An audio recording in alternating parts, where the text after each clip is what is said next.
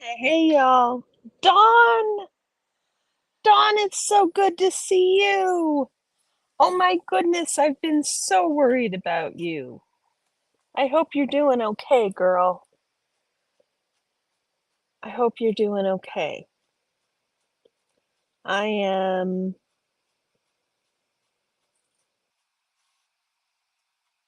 I'm not sure how I'm doing, guys. I'm really not sure how I'm doing. The last the last several days have thrown me for quite a loop, and I have been really upset. I'm sorry, Dawn. I'm sorry about that. It's never fun when the downs are doozies. And there seems to be a lot of that going around. The downs around here have been doozies too.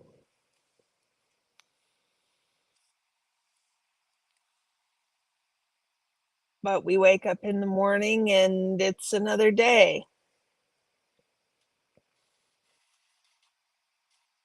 Thank you. Evie, sweetie.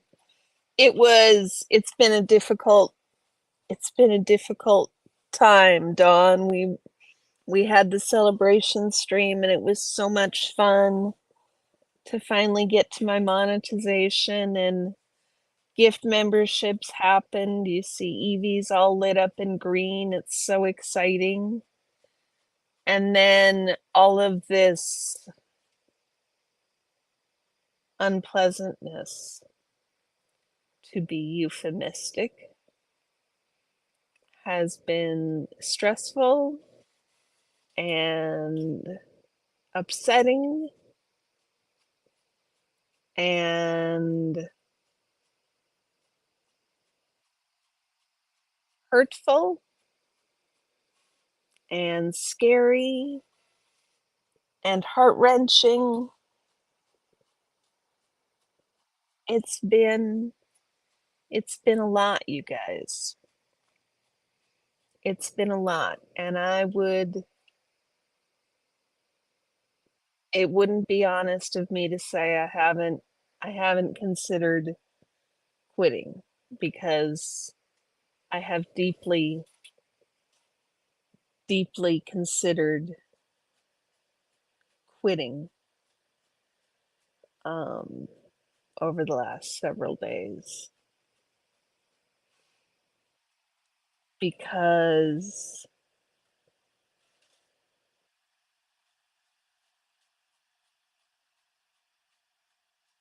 there are parts of the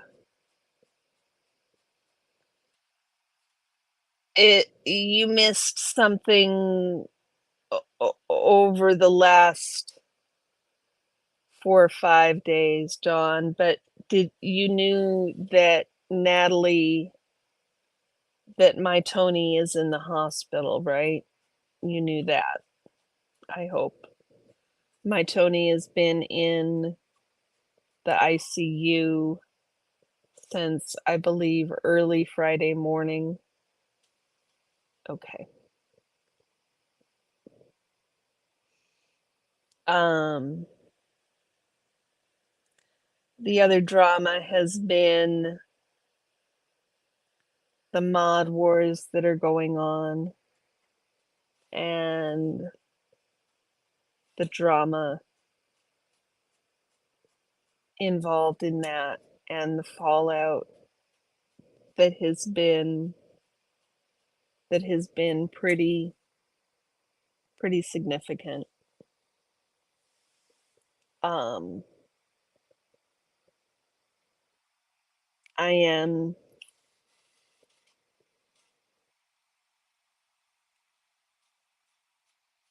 angry and upset.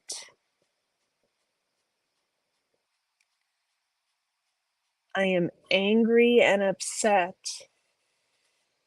that brain fog was put on public blast and has decided to quit protesting. She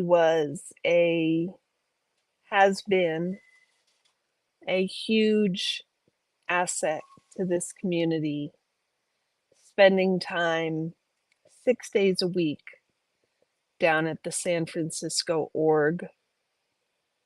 Um,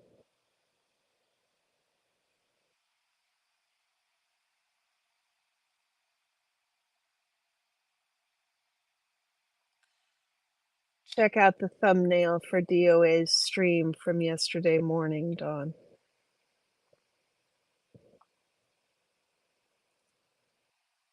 She was pretty shook. She was pretty shook.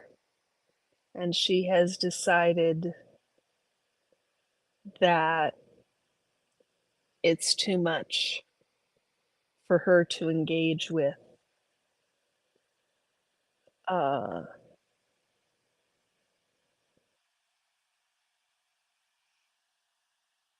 and that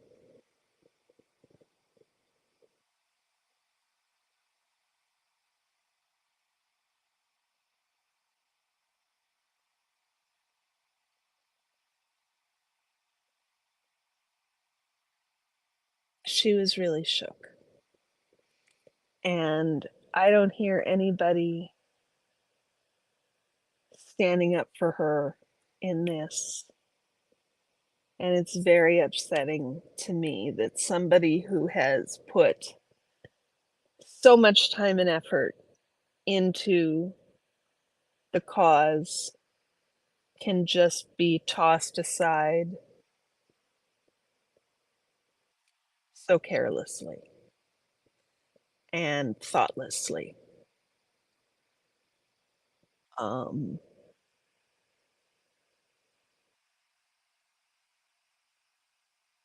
that's punching down. It was horrific, Evie. It was horrific. I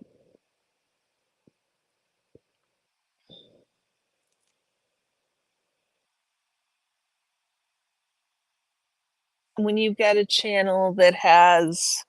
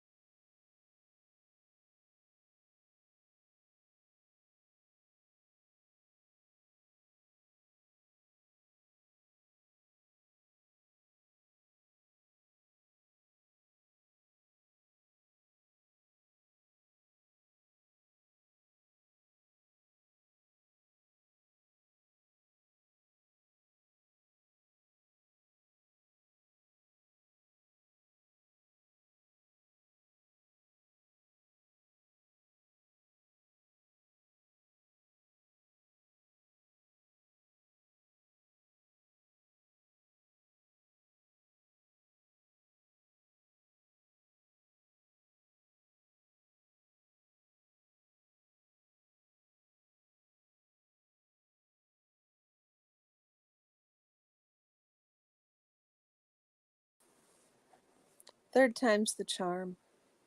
Can you guys hear me now? Let me know if you can hear me now. And I won't. There we go. Good. I can't remember where I was. Chica, I was saying that I hope that you were able to bring home everything that you wanted, that you had room for all the delicacies, and you had the time and energy to pick everything up and do all the errands and see all the people. That is what I wish for you. I hope it's really nice to be home.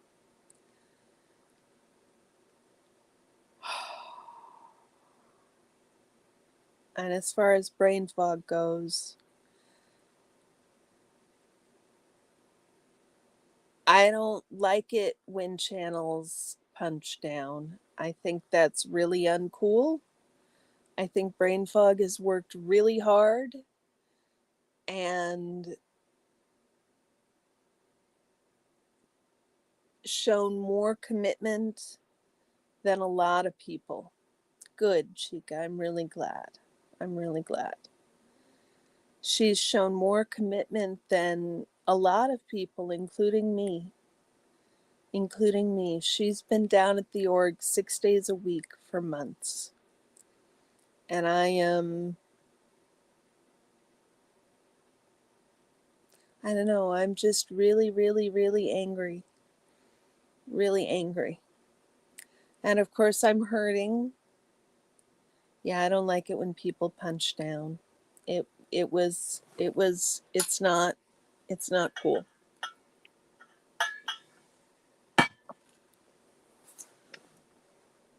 It's not cool. Um,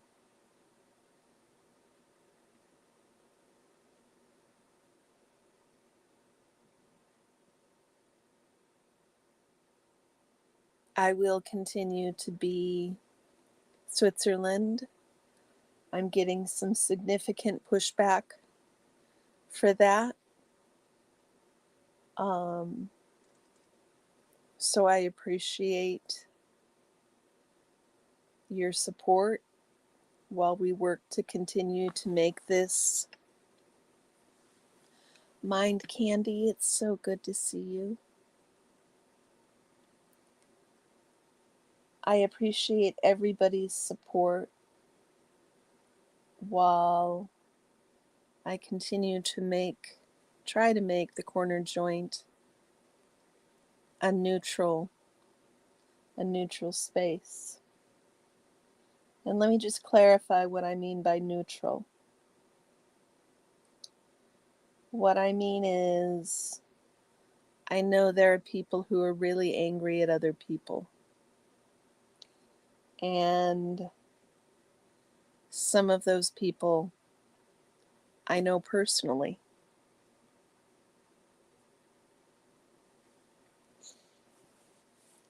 And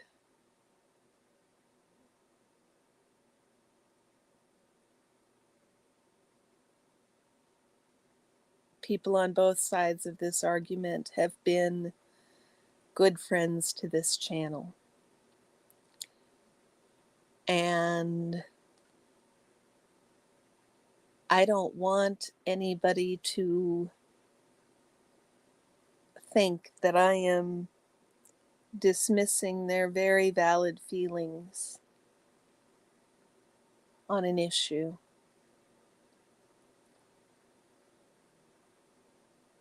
What I am saying is, I'm not making myself part of that issue.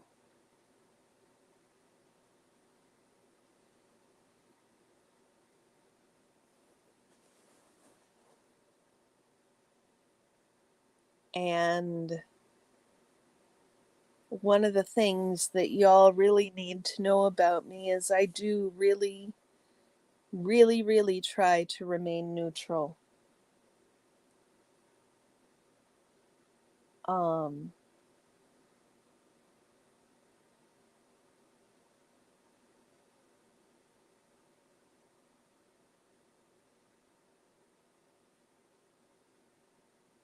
The situation with brain fog is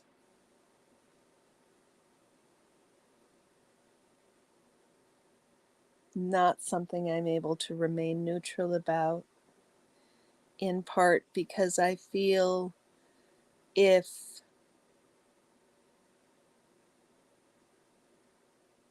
she's fair game to run off of her channel, then we all are. And that is what scares me.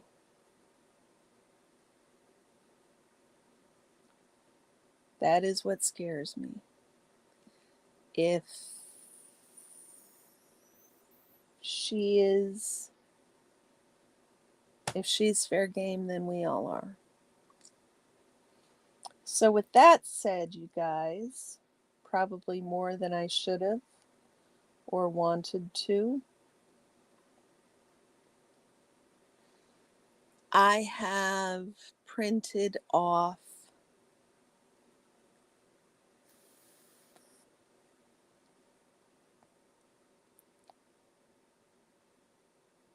Mind Candy. That's kind of where I'm landing.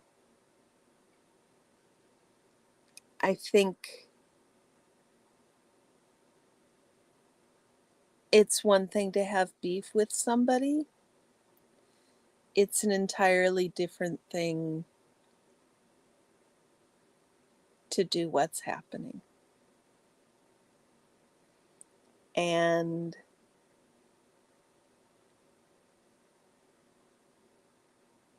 I've got a problem with the tactics being used.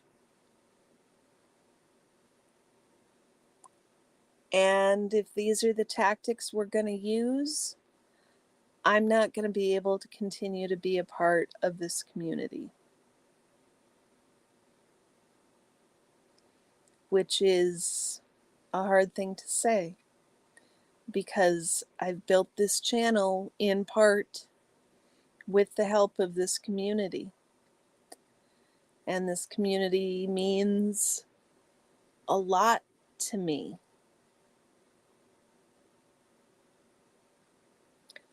But if I need to drop my SPTV affiliation in order to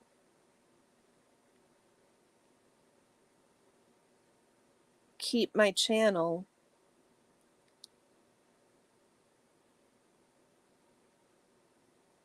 thank you, Mind Candy. Thank you.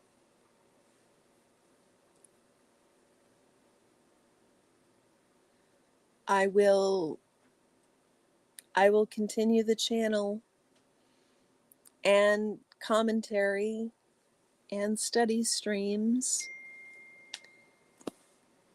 and maybe I'll go protest on occasion. Hell, I don't know why they can't do it in person. I don't know why they can't do it in an adult fashion on a YouTube forum. I'm not clear about any of those things. So let me go grab something from the printer, you guys. I will be right back. Hold on. Sorry, I meant to stop the camera. Not the audio. Let me go grab it.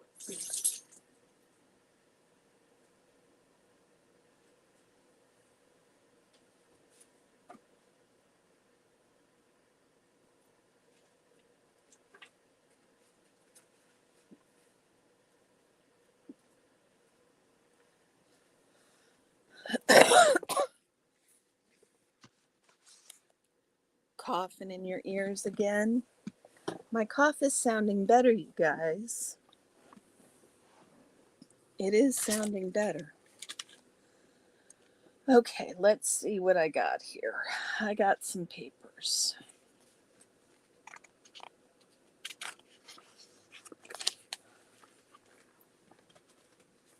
Three papers I printed,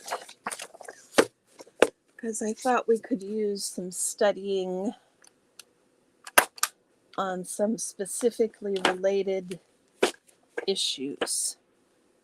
Isn't it good to see her, Mind Candy? It's also so good to see Dawn Gloves, who I hope is lurking in the background quietly. Y'all are so quiet. So I've got three papers.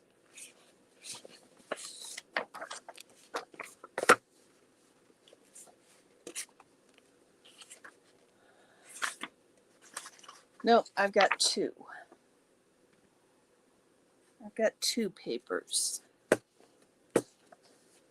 It is good to be home. I'm glad, Chica.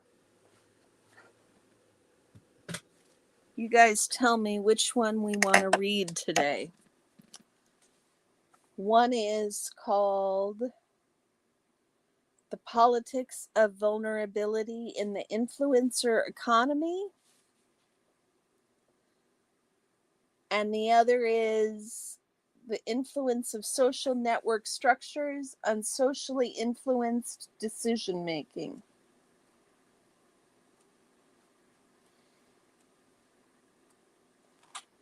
The second one is a lot of network theory.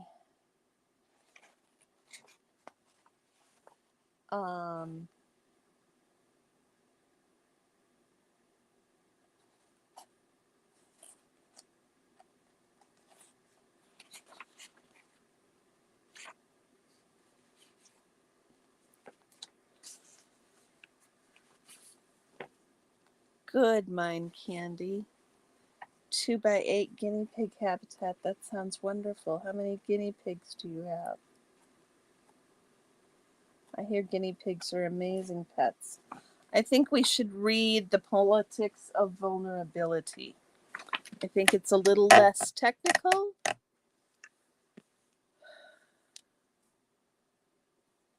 And I think we've had enough technical. One of these days I need to get a decent stream set up, you guys. A real deal. 1 boy and 2 girls. Excellent. So do you have babies? Do you get babies? Wolf, it's so good to see you.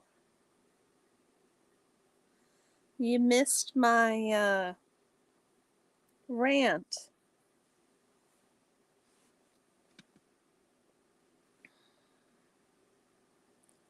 You missed my rant,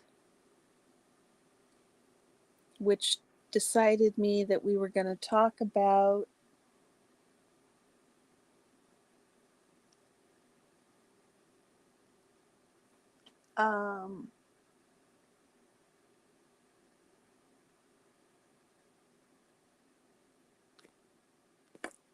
what did I say we're going to talk about? Boys neutered. Good.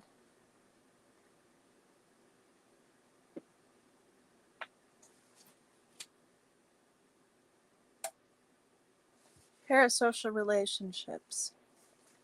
Parasocial relationships. We're going to talk about parasocial relationships. And this one is called The Politics of Vulnerability in the Influencer Economy.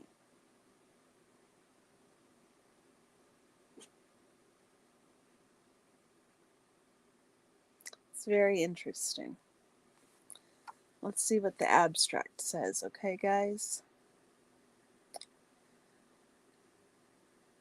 While workers of all stripes are compelled to embrace uncertainty under conditions of neoliberalism, ideologies of risk assume a particular guise in the platform economy, wherein laborers are exhorted to put yourself out there. Congratulations on her gotcha day. Dawn, you're so sweet. Thank you. Thank you. It's so much fun to get those, you guys. And it means the world to me. And it makes a difference. It makes a difference. Super stickers and memberships and super chats are... Oh, and merch. I do have merch. You guys need to go check out the merch. It's kind of sucky merch. Um, it's a first try. Thank you, Mind Candy. Thank you. There are enough people telling me they like my stream that I'm going to keep going. I'm going to keep going, but I will, like I said, I will if okay, Dawn. I can show you guys maybe. Hold on. Indigo Twin, it's nice to see you. How are you doing?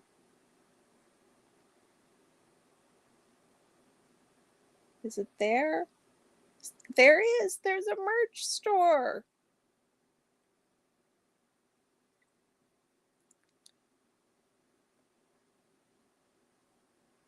So it's blue. I'm calm in a crazy storm. Thank you, Mind Candy. And it says Portland Squirrel Squad, but it's awful small. And then you can't see it. It's in yellow.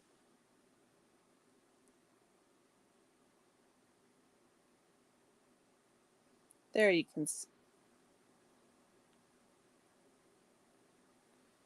see it's it.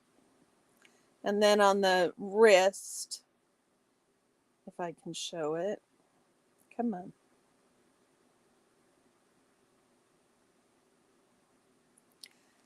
There's a little squirrel. Check it out. There's a little squirrel on this on the wrist. I love it. So that's the only thing I've got up yet, y'all. Just a zip hoodie. Because I like zip hoodies. It is a cute little squirrel, Indigo Twin. It is a cute little squirrel. I'm not sure how much the yellow shows up on the blue, but it's one thing. It's one thing. And I love zip hoodies, so I started with a zip hoodie.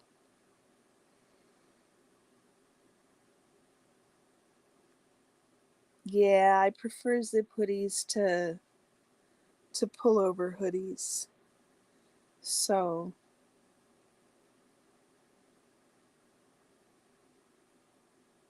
you get high school and college school colors.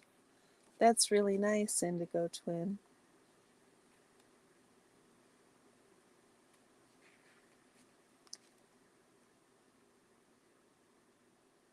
Ideologies of risk assume a particular guise in the platform economy, wherein laborers are exhorted to put yourself out there.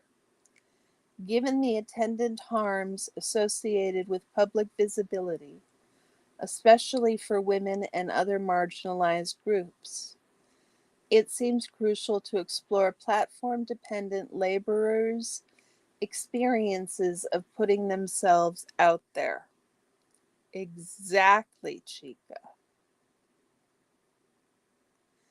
This article draws upon in-depth interviews with 23 social media influencers and content creators sampled from across platforms, content niches, and subjectivities.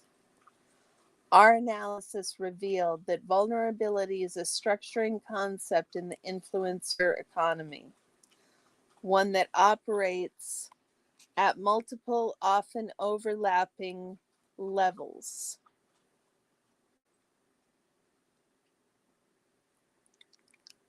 Exactly, Wolf. I don't like regular hoodies. I only like zip hoodies. First, the commercial logic of authenticity casts personal vulnerability as a strategy for building community and accruing followers. But influencers' individual disclosures were often entangled with their social identities, which rendered them socially vulnerable to targeted antagonism from audiences. Interviewees experienced a range of harms from identity-based hate and harassment to concerted takedown campaigns.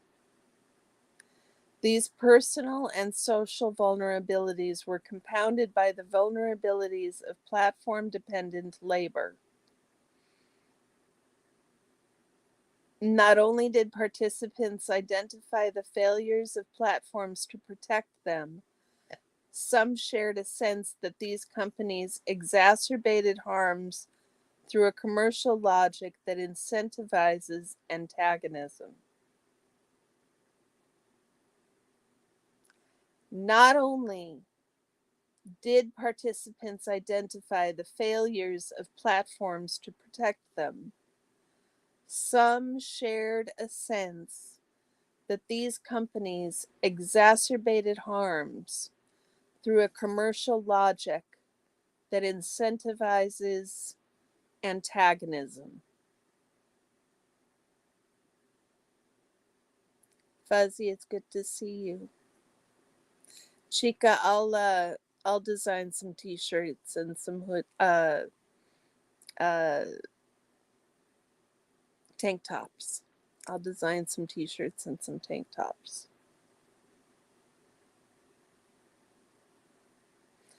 Again, because this one it deserves a third time. Not only did participants identify the failures of platforms to protect them, some shared a sense that these companies exacerbated harms through a commercial logic that incentivizes antagonism. After examining the emotional labor necessary to manage such platform vulnerabilities, we close by reiterating the unique precarity of platform labor, wherein participants lack the social and legal protections typically afforded to vulnerable workers. This is about parasocial relationships, Cricket. This one is about the politics of vulnerability in the influencer economy.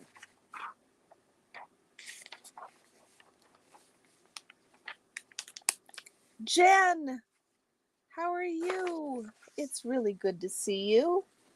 I hope you're doing well.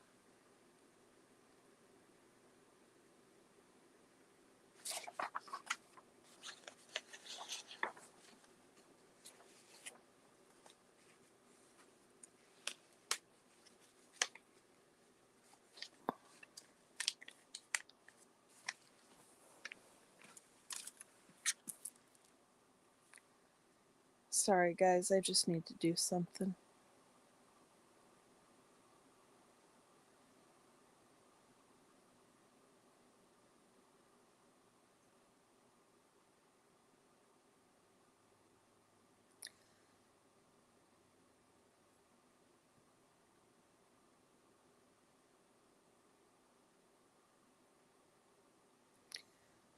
If anybody's not subscribed to Brain Fog, please go over there and give her a subscribe. She's been unfairly targeted. I know I'm repeating myself. I'm just so angry about this, I'm going to keep repeating myself. She's been, in my opinion, unfairly targeted. She's shown more consistency and more commitment to this cause than I have. She has been out there demonstrating 6 days a week. 6 days a week. For months. And doesn't deserve what's being thrown her way.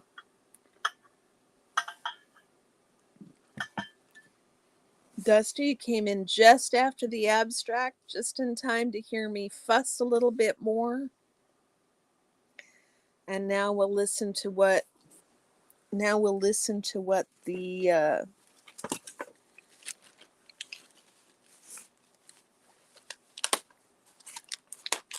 Your notifications were off, Jen. I get it.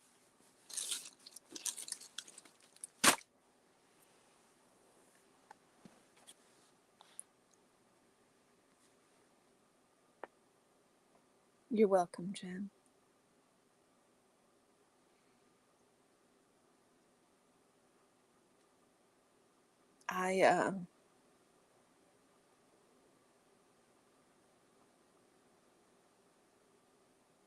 Well, enough said about that. Introduction. You can write a song, put it out the next day, and put it out there the next day and have millions of views. That's the craziness of it, the morality of TikTok. You can literally go viral in 1 second. That's always my biggest advice for young kids. Don't be embarrassed to just put yourself out there, because you can do it now. Everyone can do it, and everyone gets the same platform. Well, Fuzzy, right back at you. I am. Congratulations, Dusty. I am beyond anger at what's happened with brain fog. Beyond angry at what's happened. Because the commitment, I'm just repeating myself, the commitment to the cause she's shown has been beyond none. And guys, I've been talking about it now for 36 hours, and I cannot get myself to calm down over this. So,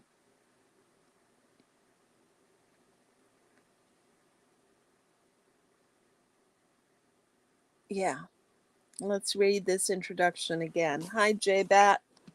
How are you? Sorry about the lozenge, guys. My mouth will dry out without it.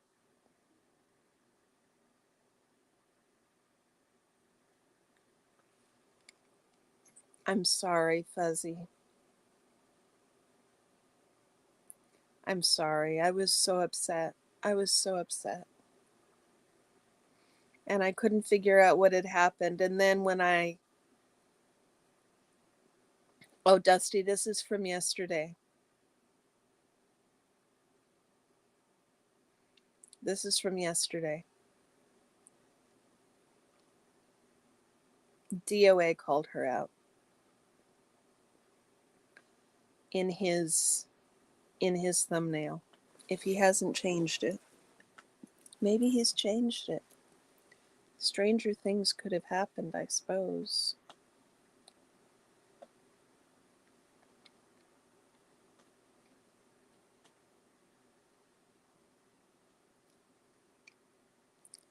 Good, Fuzzy, I'm glad. Nope, hasn't changed it. Hasn't changed it. I think it's punching down. I think it's uncool. I think it's inappropriate. I think it's unfair.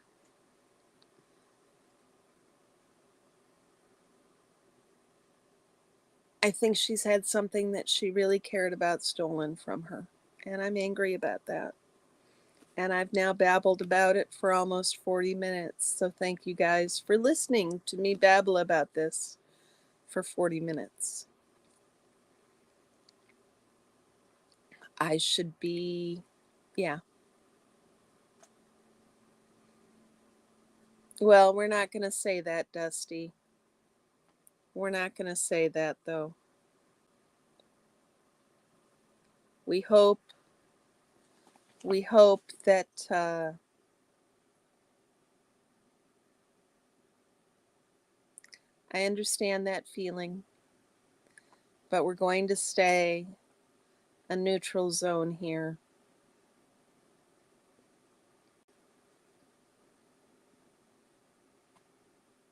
Everybody here is welcome.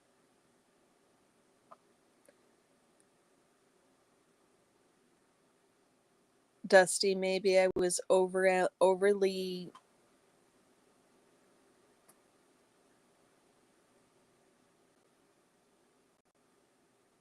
cautious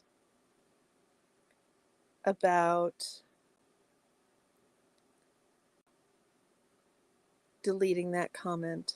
Please don't think badly of me for that. But no, nobody's protesting at the San Francisco org anymore. So what did that get us? What did that get us?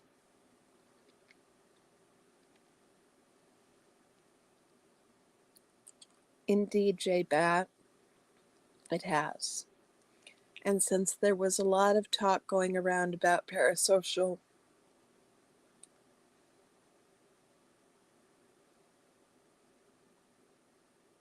what comment was trash, Wolf?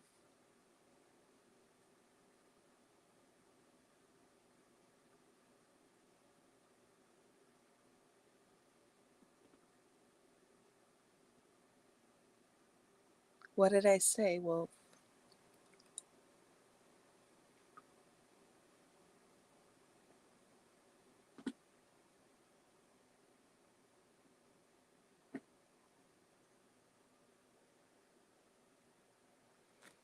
This is my fear, that in my attempt,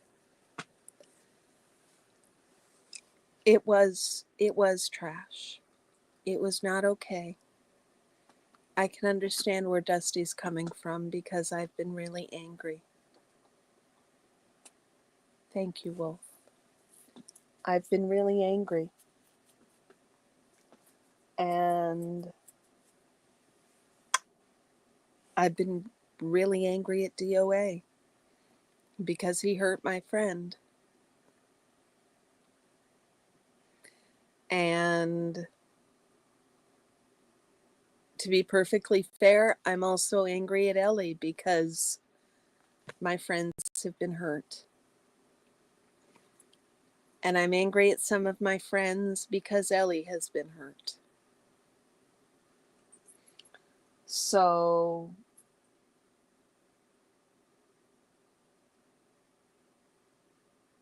I'm going to stand here in the corner joint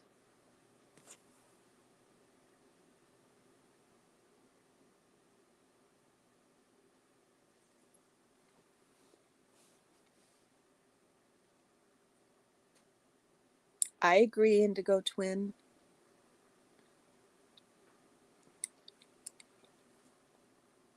It's okay, Susan.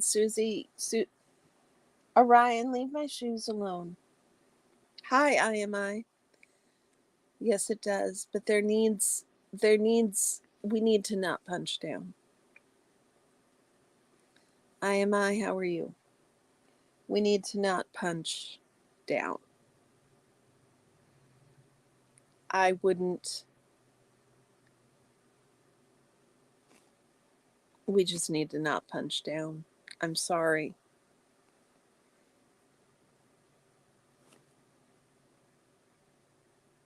And maybe I'm making all kinds of irrational choices.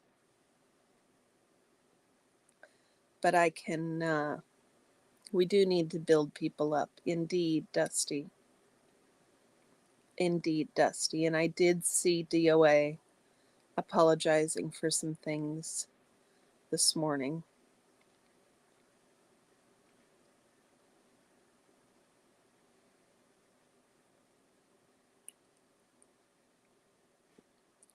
Trauma.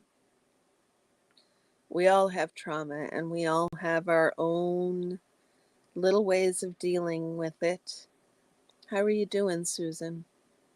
How's Susie? I hope she's doing okay. Orion, leave my shoe alone, please.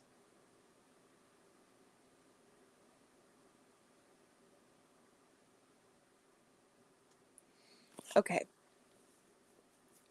Let's go back to this paper. Let's go back to this paper.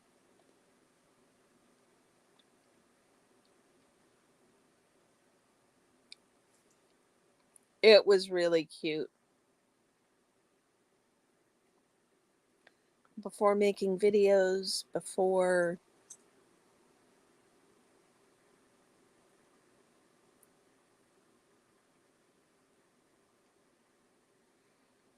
you'll say things you'll regret.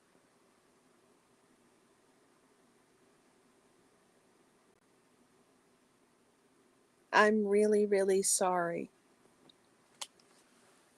She's tired and worried about Tony and Natalie.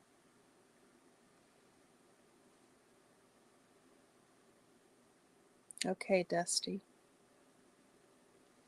Well, maybe with some time, people will calm down.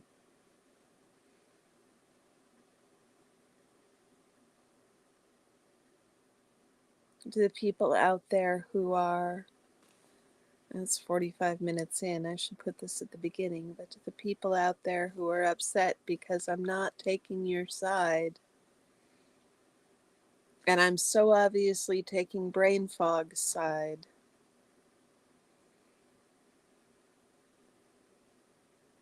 I don't. Oh, he was still pissed.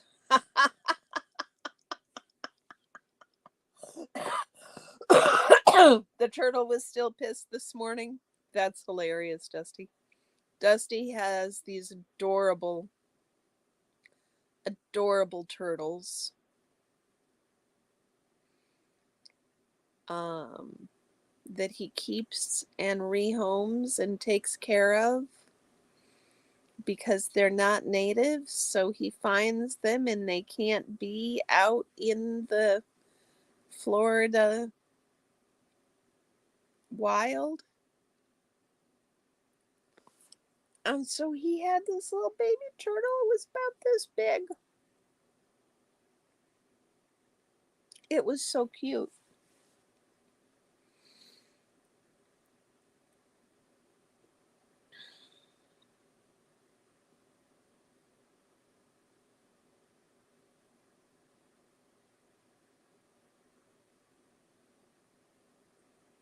Isn't it nice to have Chica back, Susan? She was so busy when she was visiting Canada.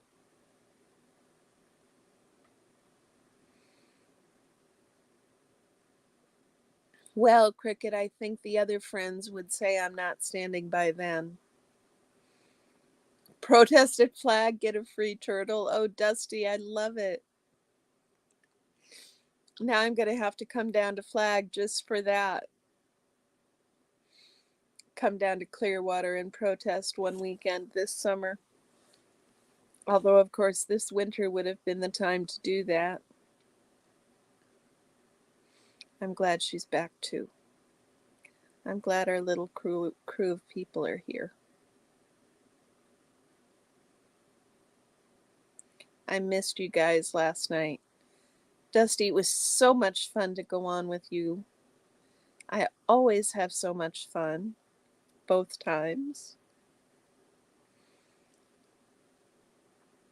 And I really miss you guys when I'm off doing other things. It's not quite the same.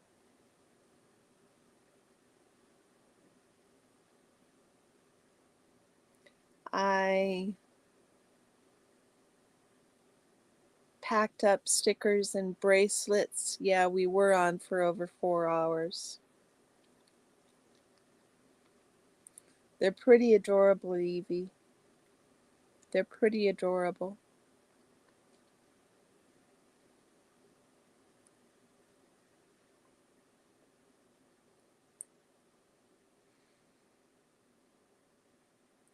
So, let's send out prayers to Natalie and Tony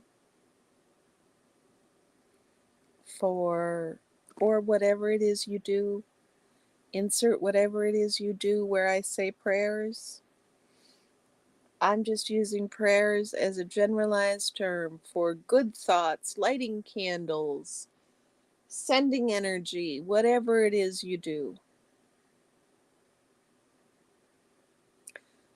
Please, let's do that for Tony and Natalie. And let's also do that for DOA, because it's clear that he is in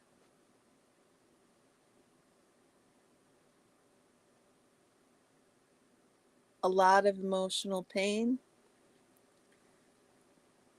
and probably a lot of physical pain. That accident looked pretty horrific, and I'm glad that he came out of it unscathed.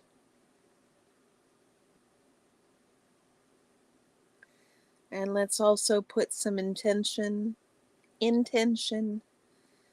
attention and prayers for, that's so sweet, Chica, and prayers for the divisions in this community,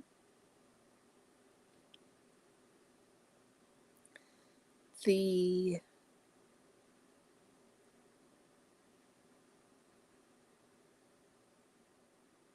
belief we have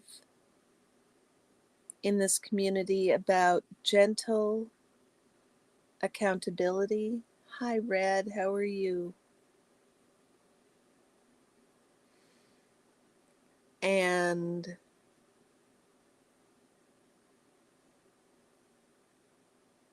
send some of those prayers up for our community as well. Oh, and Susan says to Susie, who is really, really struggling with her chemo, I saw the her little pill bottle lid full of pills that she had to take this morning. So also prayers for Susie and for Nancy Drew, who's probably already been in court. Has anybody heard any updates at all?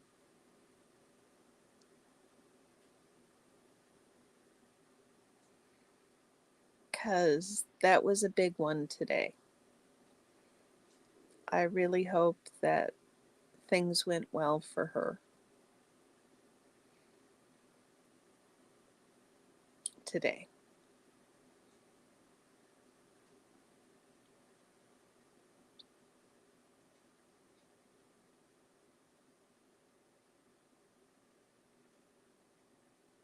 And some prayers for brain fog.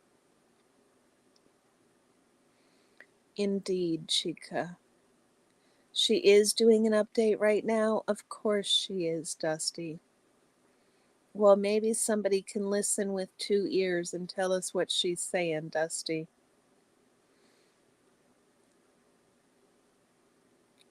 I didn't see her come on. I was too busy away about current events. And let's give it up for Lisa, y'all. Can we just give it up for Lisa? Lisa has been out in front of Big Blue for 4 full days now. She has been killing it with hardly anybody else there with her. She is doing so much for the community. She helped with the breakdown. She decided to stay Thursday evening and extended her trip, that thinking she would have a place to stay. And then Friday morning, they took down the encampment. She is on an emotional roller coaster. She's been doing, is that Lisa or is that Nancy, Dusty? I expect they're both on an emotional roller coaster. It's been a bit of an emotional roller coaster all the way around.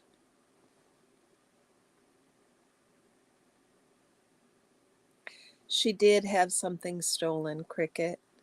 She was, we think she was being distracted by two people talking to her. I mean, I know she was being distracted.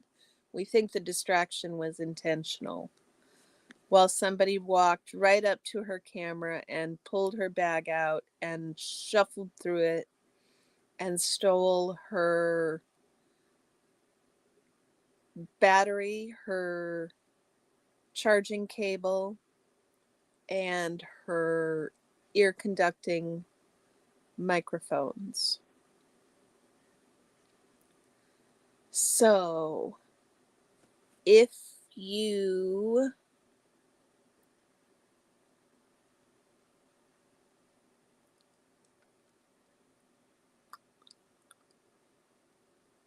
but they left her hamburger, exactly. If anybody wants to help Lisa out, yeah, we did think they'd take the phone with us. If anybody's interested, there's Lisa's Venmo. She is busy streaming there as we speak, as she has been all day, doing an amazing job. Well, Chica, I think it's all she had in her bag. He went through her whole bag and wasn't interested in the chalk, wasn't interested in the hamburger, just took anything he found of value. The headphones and a cord and a battery was all that was essentially in there, beyond a soda and a hamburger and a few other things that were of no value. Yeah, that's why it was like that. But really, I was scared, Red. Red was there too. I was terrified he was going to pick her camera off the tripod and walk away with it. I don't know. Okay. Introduction. You can write a song, put it out there the next day, and have millions of views. That's the craziness of it, the morality of TikTok. You can literally go viral in 1 second. That's always my biggest advice for young kids. Don't be embarrassed to just put yourself out there, because you can do it now. Everyone can do it, and everyone gets the same platform. Tate McRae, emphasis original. Yes, she was very nice. I can't remember. I think it's Intuitive Inquirer, but I couldn't find her channel. In the interview excerpt above, YouTuber turned pop star Tate McRae responds to a Rolling Stone reporter's provocation about the potential of digital media platforms to democratize artistic expression.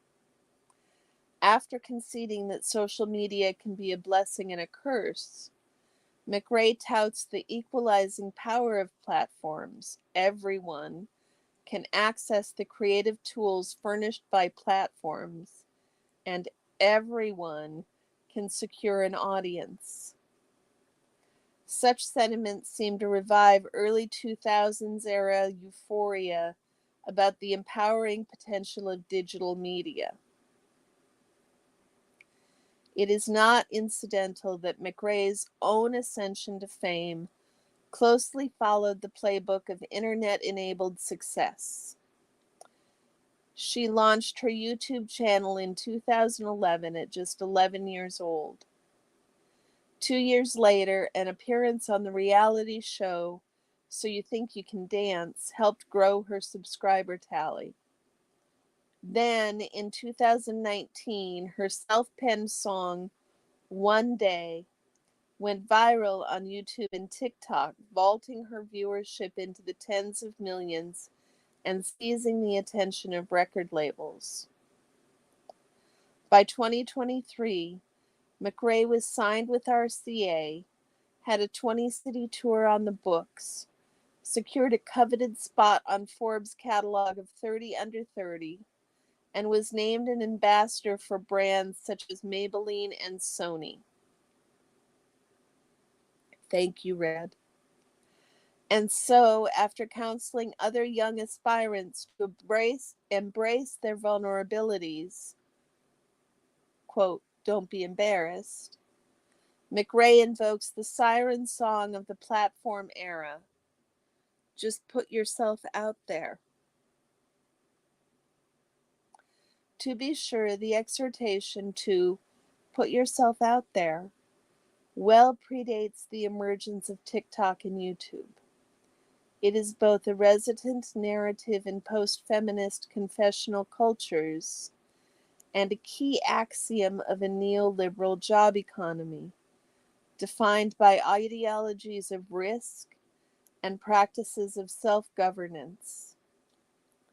Yet this mantra circulates especially vibrantly within a platform economy predicated on the commercial logics of visibility and attention-driven data. It is perhaps not surprising then that mainstream social media platforms, among them Facebook, Instagram, YouTube, and TikTok, plug the potential social and economic rewards available to those who adhere to their so-called visibility mandates. Love you too, Dusty. Take care. In a bid to attract new creative talent, TikTok hypes its power to connect you to an audience you may not reach anywhere else, an audience that loves your authenticity. Meta representatives seeking to entice participants to join Facebook's Creator Studio draw upon long-standing career ideals, including the ability to get discovered, be connected, and earn money.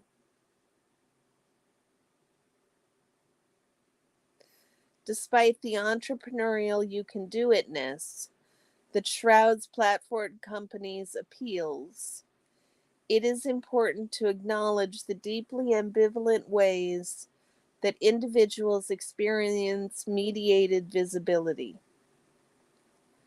Chronicling the embrace of mass media over the course of the 20th century, Thompson explained how political leaders thrust under a high-powered microscope learned how visibility can become the source of a new and distinctive kind of fragility.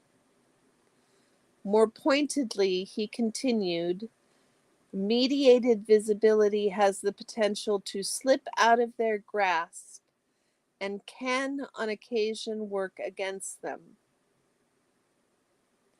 Writings on the politics of representation in traditional media environments have also helped to lay bare the fraught nature of visibility for historically marginalized populations. Analyses of the media's treatment of women, the LGBTQ community, and racial and ethnic minorities underscore how, even as images of these groups become more pervasive in the late 20th and early 21st centuries, the characterizations reflect the biases and interests of those powerful people who define the public agenda.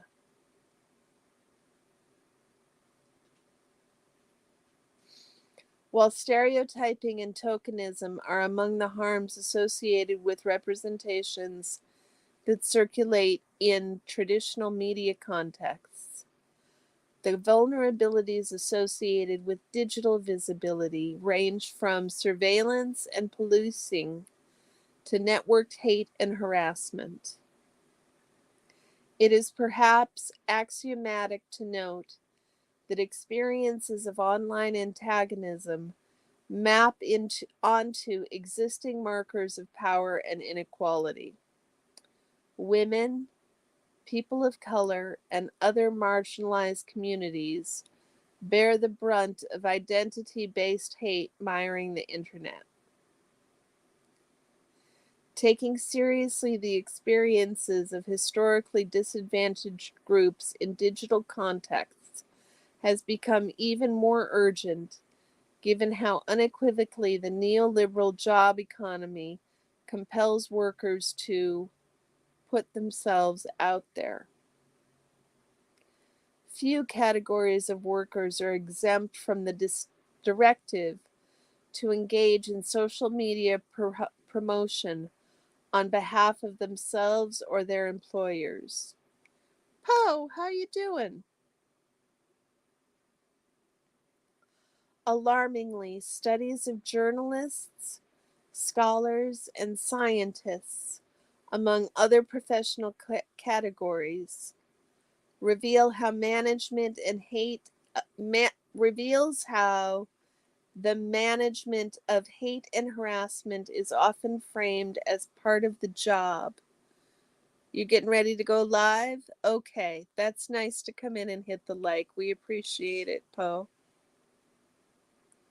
We appreciate it.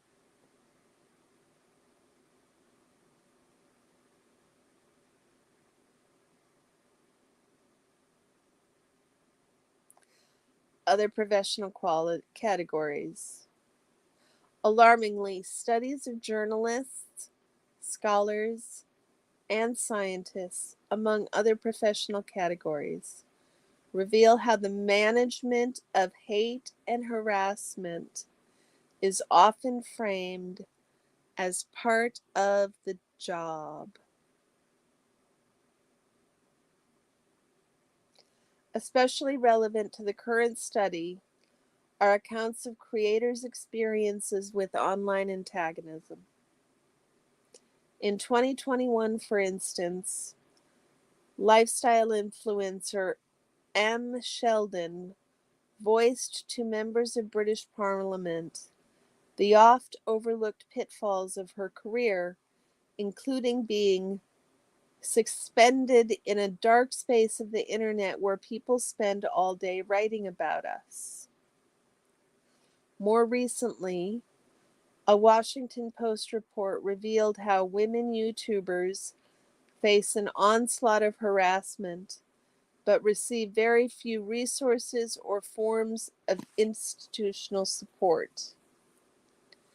As a former YouTuber put it, it's a target on your back the moment you become successful on YouTube as a woman. YouTube wants you to post all the time. They want you to find success, but they're not going to protect you once you have it. These anecdotes, which stand in marked contrast to McRae's upbeat perspective on platforms' visibility provisions, call for greater clarity about how social media personalities experience the demand to put themselves out there. Against this backdrop, this article draws upon in-depth interviews with 23 social media influencers and content creators. Given existing findings about the pervasiveness of misogyny and inequality in the social media economy, indeed, Chica, women and other marginalized communities were overrepresented in our sample. Participants not only created content for a range of platforms, for example, Instagram, TikTok, YouTube, and Twitch, they also represented diverse content genres and earned income from a variety of laboring activities. For example, sponsorships, paid subscriptions, participation in platform reward programs. Our analysis of the interview data revealed that vulnerability is a structuring concept in the influencer economy, one that operates at multiple, oft overlapping levels. First, the commercial logic of authenticity helped to cast personal vulnerability, that is, putting one's personal insecurities, injustices, and even trauma on public display, as a strategy for growing community and improving career prospects. Crucially, influencers' individual disclosures were often enmeshed with perceptions about their social identities, including gender, race, sexuality, ability, and body type. Indeed, participants' experiences of hate, harassment, and being called out often were bound up with these social vulnerabilities. These personal and social vulnerabilities were compounded by the challenges of being dependent on a particular platform or platforms for career-related visibility. Sleep well, Evie. I hope you sleep well. Hold on just a moment, guys.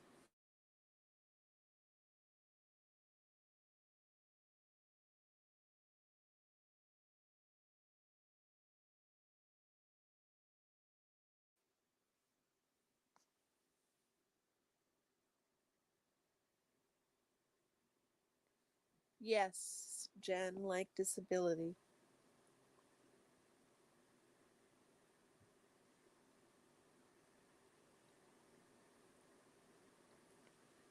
Not only did participants report feeling underprotected in the face of hate, harassment, and backlash, some explained how the logic of the platform environment incentivizes networked antagonism. Attempting to mitigate such platform vulnerabilities, participants described both anticipatory, for example, self-censorship, platform filters, virtue signaling, and reactive, reporting and blocking, tactics.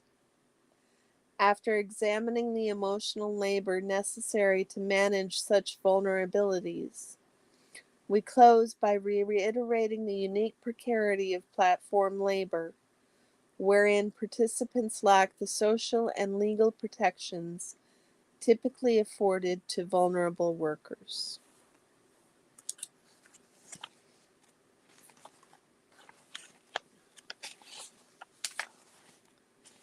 There's several pages of sites here, guys.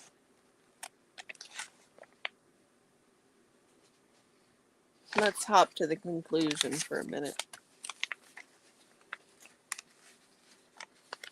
Any questions so far, guys? This is making YouTube not look very, very pleasant as a career choice.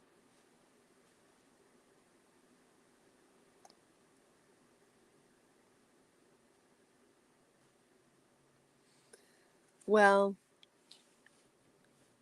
I guess what I would say is at least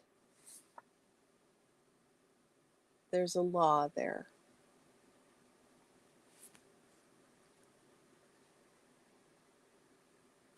Despite the widespread disparagement of influencers as modern-day career exemplars, the creator economy continues to grow at an astonishing clip. Reckoning with influencers, the Americans with Disabilities Act. It is the law that makes buildings accessible. It means you can't discriminate against disabled people. Yeah. Despite the widespread disparagement of influencers as a modern-day career with exemplars, the creator economy continues to grow at an astonishing clip. Reckoning with influencers' work experience and labor conditions is thus an issue of both economic and sociopolitical significance. In this article, we consider some of the oft glossed over risks of platform dependent creative careers, including vulnerabilities at the personal, social, and platform levels. Yep. Given the valorization of relatability and authenticity in social media culture, it is perhaps not surprising that personal vulnerability, or the compulsion to share intimate, even uncomfortable moments, was perceived as a strategy for community building and accruing followers. But projections of vulnerability often elicited various responses, including a wide range of harms and incivilities, from trolling to bullying to death threats. These expressions were largely wrought by influencers' social identities, or perhaps more aptly, audiences' perceptions of them. These expressions were largely wrought by influencers' social identities, or perhaps more aptly, audiences' perceptions of those social identities. And so, much as in wider internet culture, women of color, the LGBTQ plus community, among other marginalized groups, women, people of color, and the LGBTQ plus community, among other marginalized groups, experienced heightened risks within online spaces. Paolo! Perceived, indeed, Jen.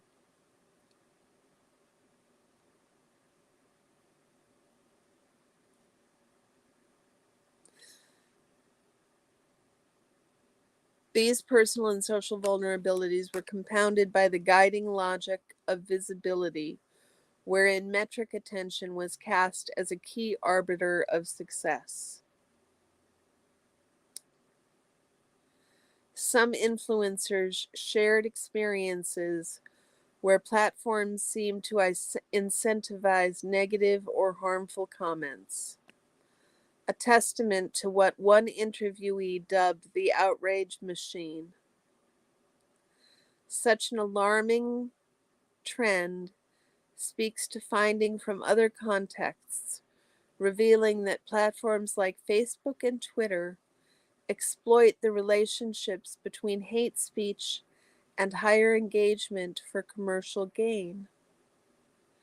Unfortunately, when individuals confront the most insidious risks of visibility in their personal and or professional lives, it is often minimized, but by what Soberage,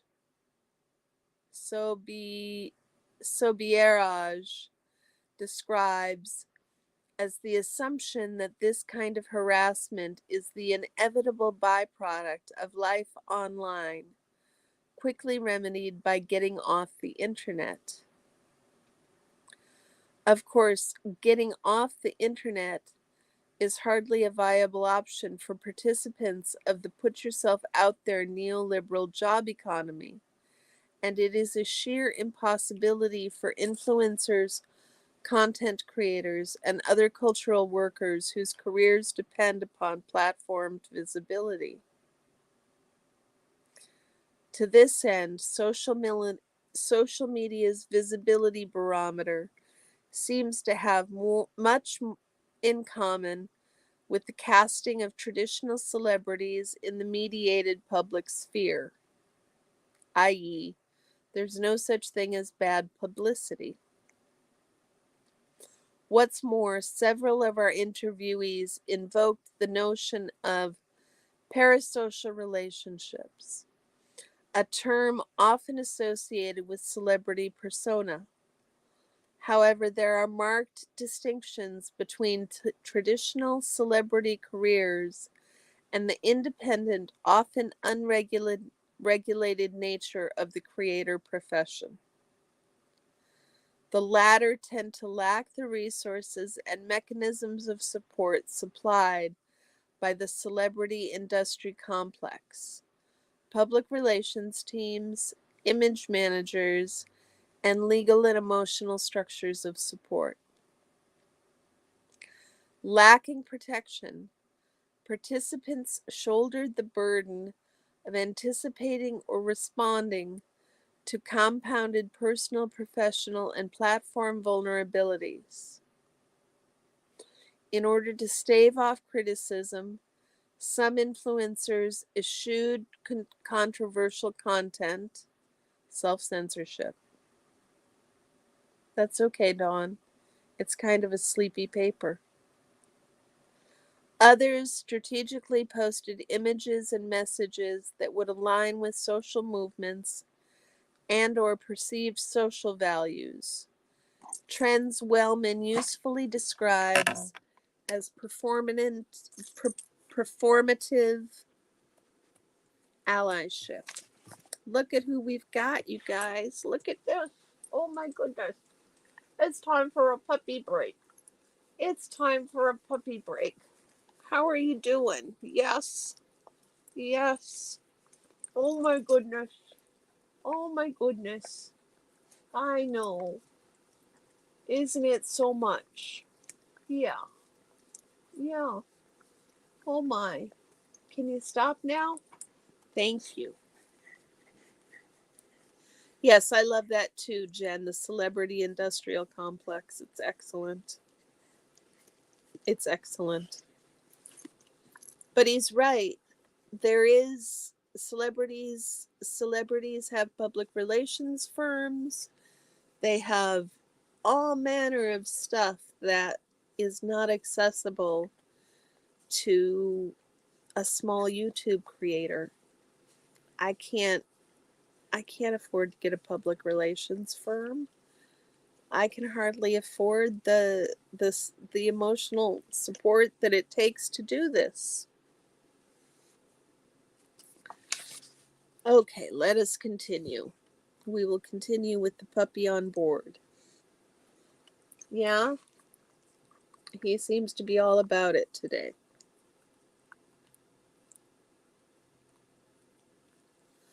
Of course, creators also responded to hate and harassment post hoc, in part by relying on blocking, flagging, or reporting mechanisms. Unfortunately, few of our interviewees found these platform measures wholly effective. What's more, they required participants or their networks to supply additional forms of emotional labor. As Nakamura usefully reminds us to this end, social media platforms benefit from the crowdsourced labor of internet users who, with varying degrees of gentleness or force, intervene in racist and sexist discourse online. Not from what I've heard, Jen.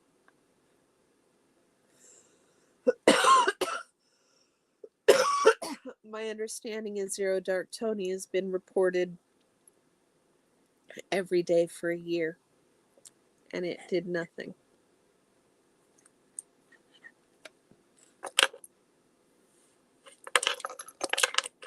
These vulnerabilities of platform-dependent labor, sorry, that's the dog shaking the table you guys are sitting on. These vulnerabilities of platform-dependent labor are exacerbated by the relationship of influencers and creators to the platforms which they produce, distribute, market, or monetize. To the platforms on which they produce, distribute, market, or monetize content. Given that platform companies denounce influencers and creators' statuses as employees, these laborers are left without traditional structures of support, such as paid time off, retirement funds, and human resource departments that can protect from workplace. Really? Really? Do you guys see him? Do you guys actually see him interrupting me reading for attention? Oh my goodness. Influencers are, in other words, prototypical vulnerable workers.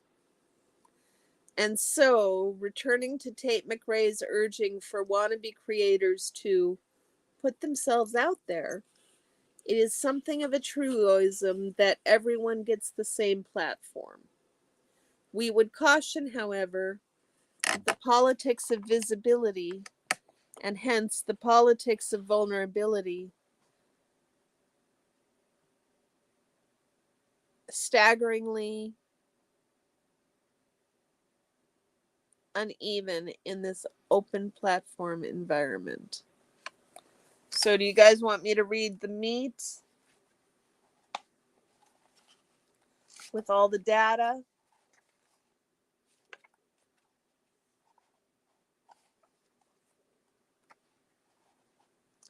European Journal of Cultural Studies, 2024, volume 27.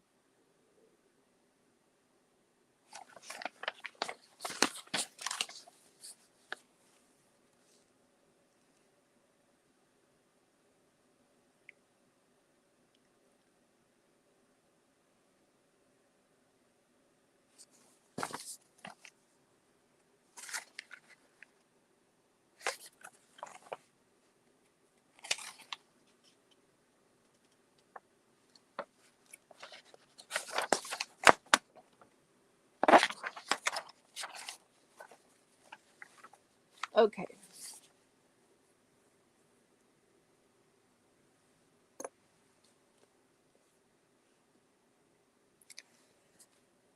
In the 2+ decades since first generation social networking, parasocial relationships are always one sided.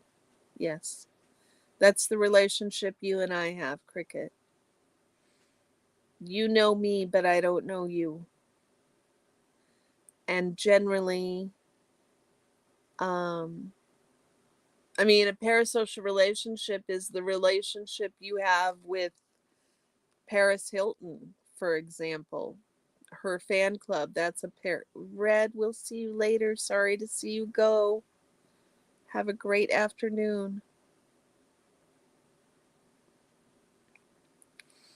If they become a real relationship, then they're not parasocial relationships anymore, right?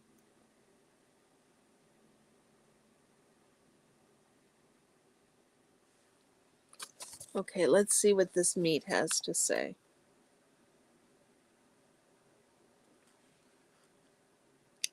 In the 2+ decades since first generation social networking sites such as Friendster, MySpace, and Facebook emerged on the scene, digital media platforms have undergone a marked transformation from their standing as spaces primarily for social connectivity among peers. Mainstream social platforms increasingly function as key intermediaries within the so-called creator economy, a labor market which boasts more than 50 million participants worldwide and includes social media content creators, bloggers, influencers, and live streamers, among others.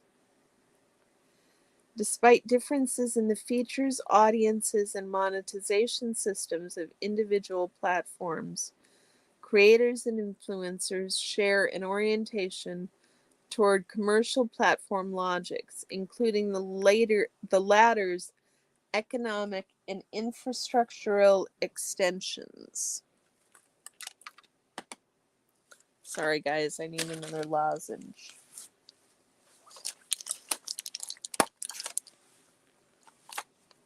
It is despite, and perhaps because of, this level of dependence that popular accounts of the creator economy foreground the independent nature of social media labor. Neither creators nor influencers are considered legal employees of platform companies. They are instead a part of a sprawling class of independent contractors.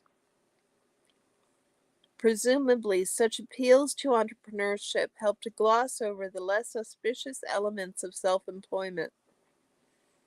What could be more seductive than the prospect of being one's own boss and monetizing one's passion project, all the while evading the monotony of a typical 9 to 5?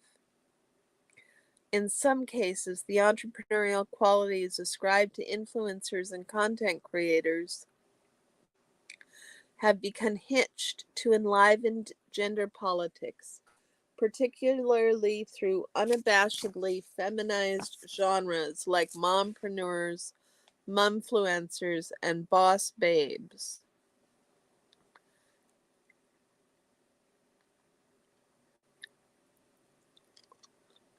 As Hund usefully reminds, the ascent of the influencer industry can be understood as a partial response to the persistent structural discrimination in many workplaces. But if these new career templates provide a space for women to retreat from the patriarchal workplace, they do so by reinscribing participants in traditional social and domestic roles. As Peterson McIntyre put it, within these feminized social media genres, personal life experiences are conceived as assets that can be commodified. Here, it seems important to acknowledge the historical precursors to these purportedly novel career exemplars. Social media-born careers share many of the features of earlier creative industry jobs, including the promises of autonomy, artistic freedom, and self-actualization. I heard somebody make a really good comment once.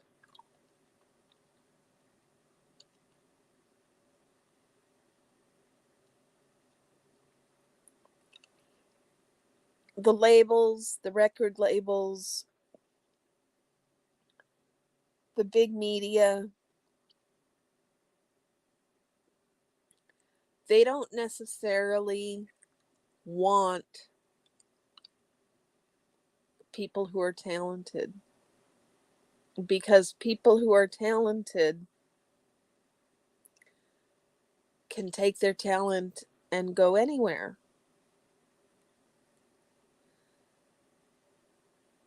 But if you can create a star, a la the Backstreet Boys, not that they don't have talent, they do have talent. They ended up going someplace else. That was the problem.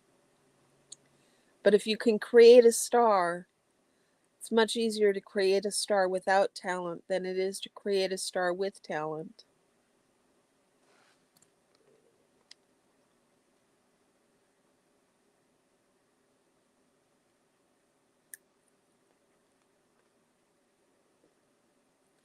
There are less idyllic parallels between traditional and new media professions too, most especially the individualization of risk.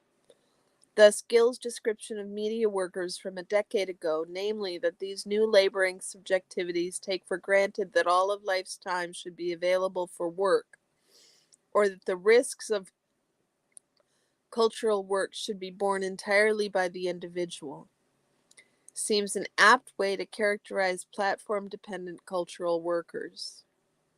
A key distinction, however, is that in the social media version, these so-called risks have taken on a much more public, or perhaps visible, quality, with the collapsed distinctions between the personal and professional domains. Are you guys liking this? You want me to keep reading?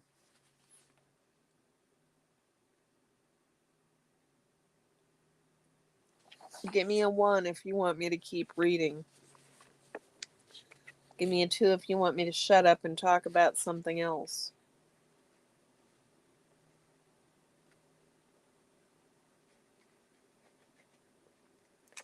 Anybody? Y'all are listening away. That probably means you want me to keep reading.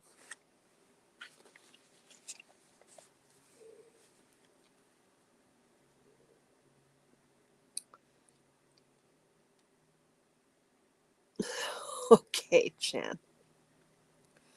In the platform economy, broadly writ, and in the context of influencer culture, what they're saying is cricket.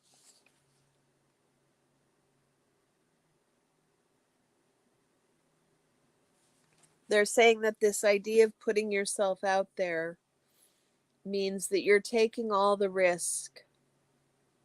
Yeah, they do need to discuss mods, Jen. That you're taking all the risks on, and that this is much more fraught for women, people of color, people with disabilities that they don't talk about, right, Jen? And LGBTQ plus folks.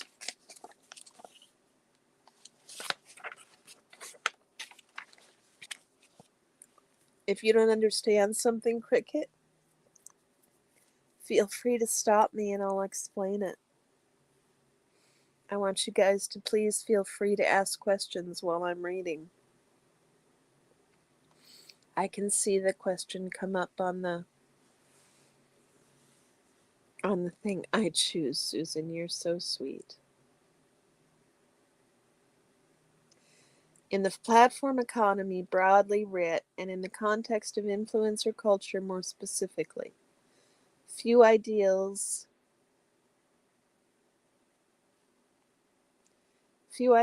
are as resonant as visibility. It galvanizes participants to tally follows, likes, and shares. It animates their cross-platform labor practices, and it compels them to rely upon algorithmic folk theories and gossip.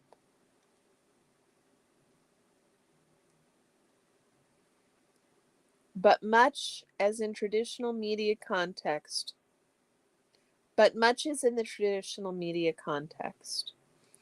Social media's version of the visibility ideal is deeply fraught.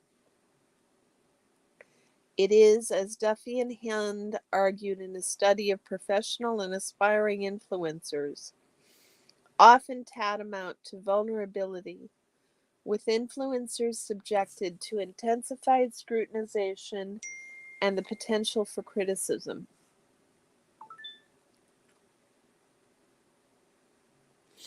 Exactly, Jen. Although this is not for school, this is just...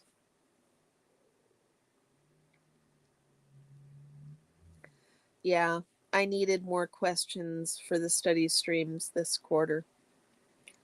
I'm going to take a low grade on my final. I'm not able to answer the questions in any sort of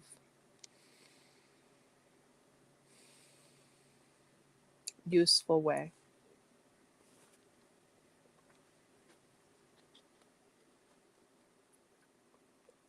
To this end, Hammond and Sender noted in their analysis of queer beauty vloggers that even as they capitalize their non-normative identities and queer cultural resources, they have to work to absorb or deflect hostility and harassment from online haters.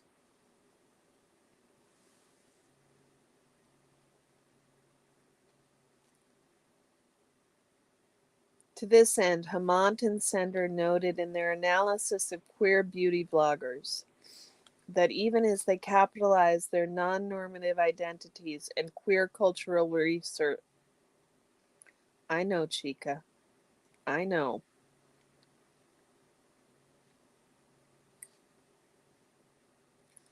Thank you, Jen. It's only worth 10% of my grade, so I'm just taking the hit.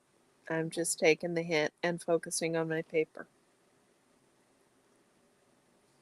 The authors concluded transgender and queer people and people of color must do significant emotional labor to deal with the consequences of being visible in online spaces.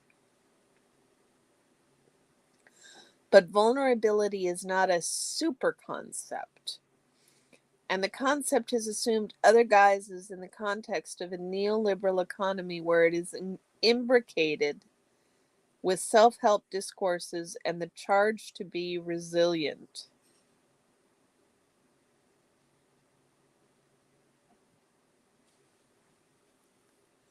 What's more, while social media personalities have long shared intimate details of their personal lives with audiences in a bid to be vulnerable,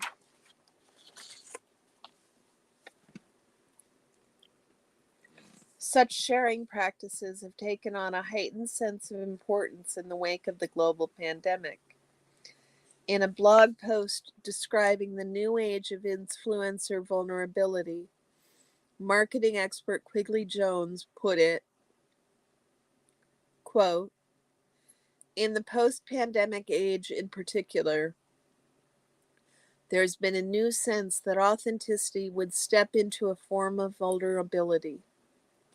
Viewers also started to reject the more aspirational, boastful lifestyle influencer content that previously dominated our Instagram feeds, preferring inspection, vulnerability, and reality during a global pandemic.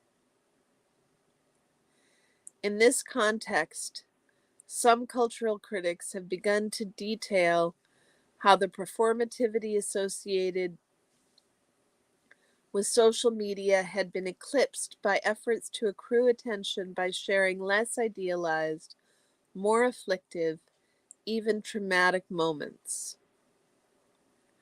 Personal confessions, the sharing of traumas, and projections of unflattering images are constitutive of what some term vulnerability porn.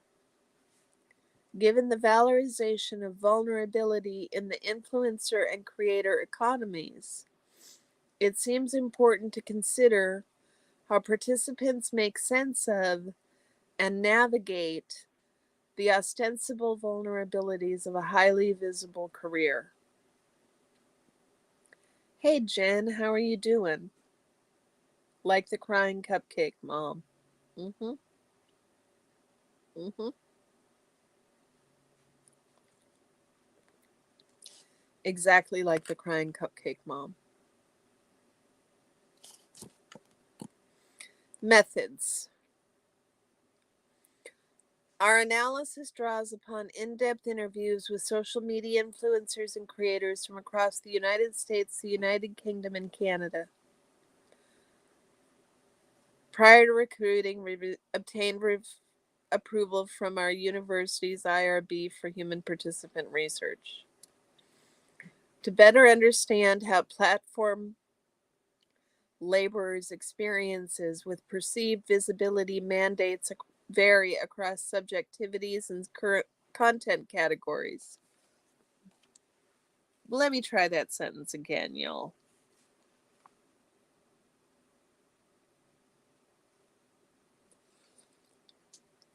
To better understand how platform laborers' experiences with perceived visibility mandates vary across subjectivities and content categories.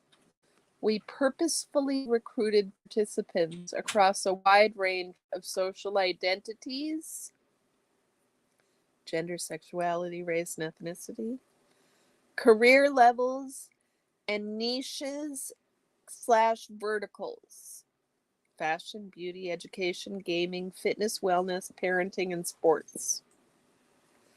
Although nearly all participants maintained a brand presence across more than one platform, they identified their primary accounts as Instagram, TikTok, Twitch, Twitter, and/or YouTube.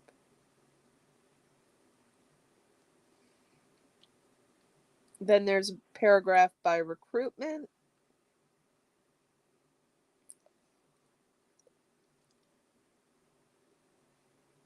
Of the 100 creator influencers we invited to take part in interviews, 23 agreed to participate in a one-on-one interview. Although we did not ask participants for demographic information, many addressed aspects of their social identities during the interviews. Hi, Sunrise Dawn. It's so good to see you. Happy anniversary. I hope you're having a lovely day, a lovely time with your hubby. Congratulations. It's nice to see you.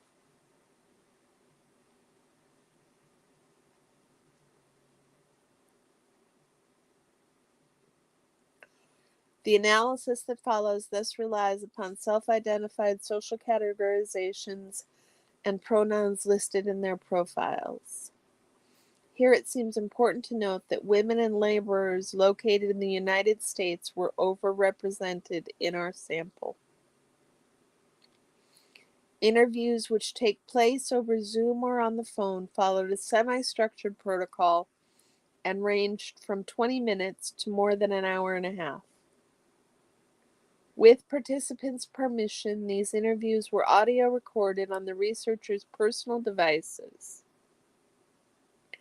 At the completion of the interview, participants received a small stipend in exchange for their time and insight, and interviews were sent to a professional service for transcription. The study's authors independently read all the transcripts and met regularly to discuss themes that emerged inductively.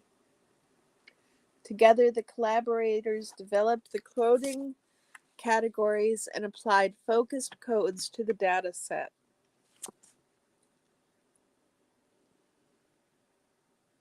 The university's Institutional Review Board, their university,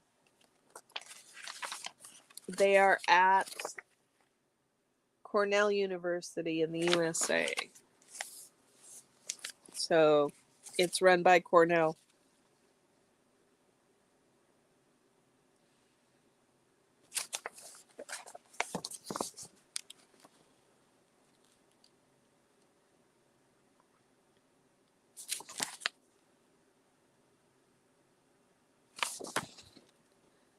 Given that many of our participants discussed personal experiences of hate and or harassment, we took time at the conclusion of each interview to express our gratitude for participants' willingness to share their vulnerable experiences.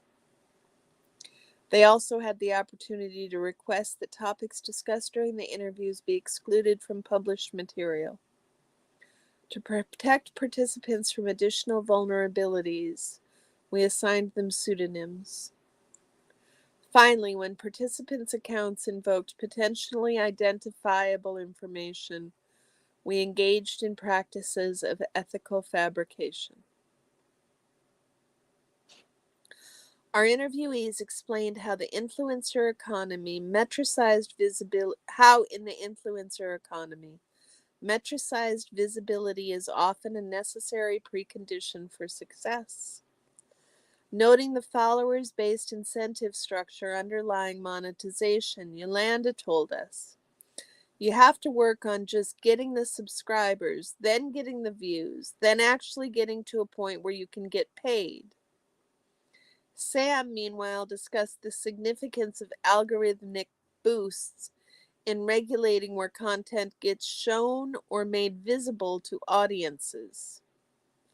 In discussing strategies of visibility accrual, however, interview participants shared a sense that projecting personally vulnerable elements of their lives was likely to resonate with audiences.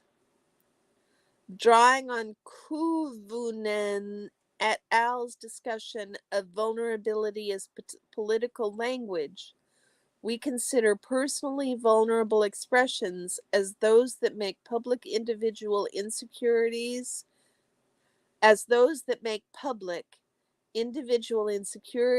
injuries, or even trauma.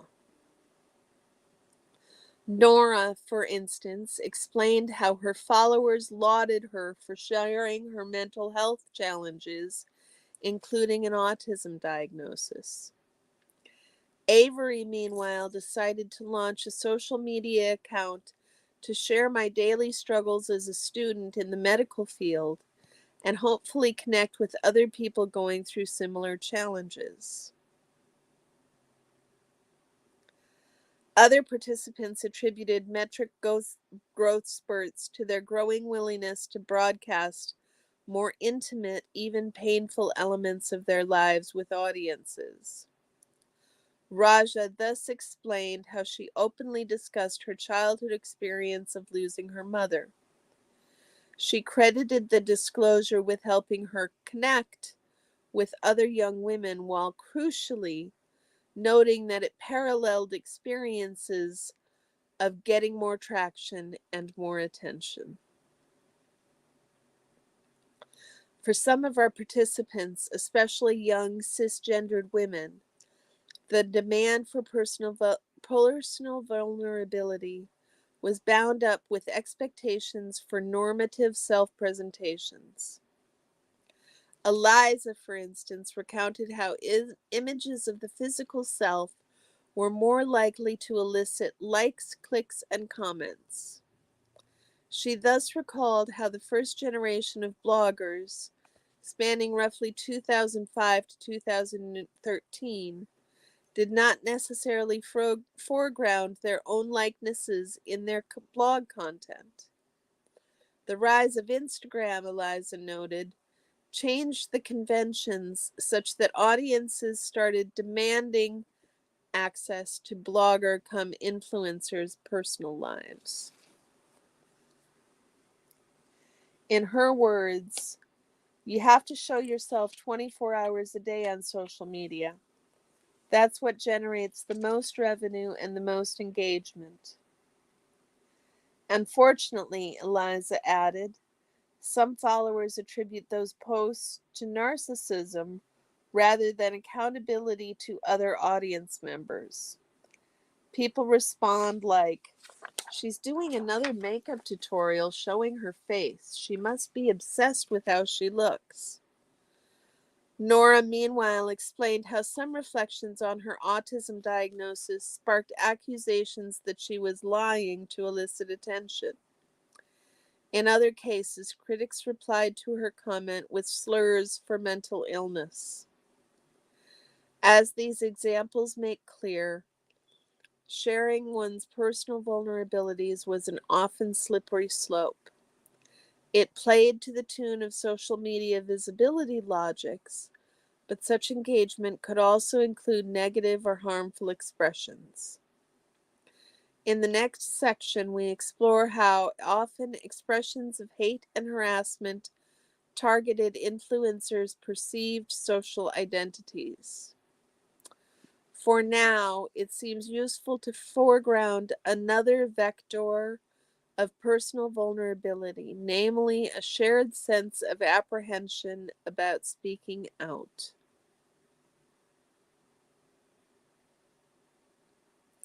Indeed, influencers were often reluctant to voice experiences with online hate outside of their own digital subcultures. To do so,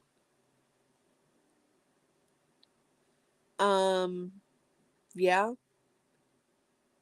for now it seems useful to foreground another vector of personal vulnerability, namely a shared sense of apprehension about speaking out.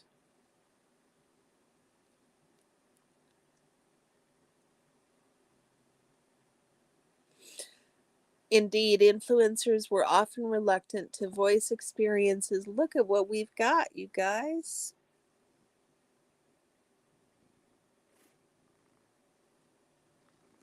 Jen, you're so smart. Your puns go over my head sometimes.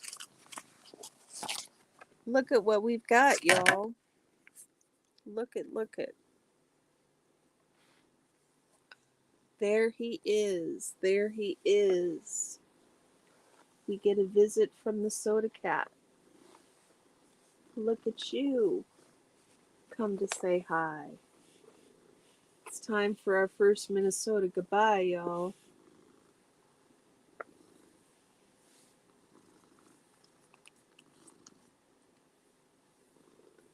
Are you gonna go after my nose? Are you gonna go after my nose? You're gonna go after my nose.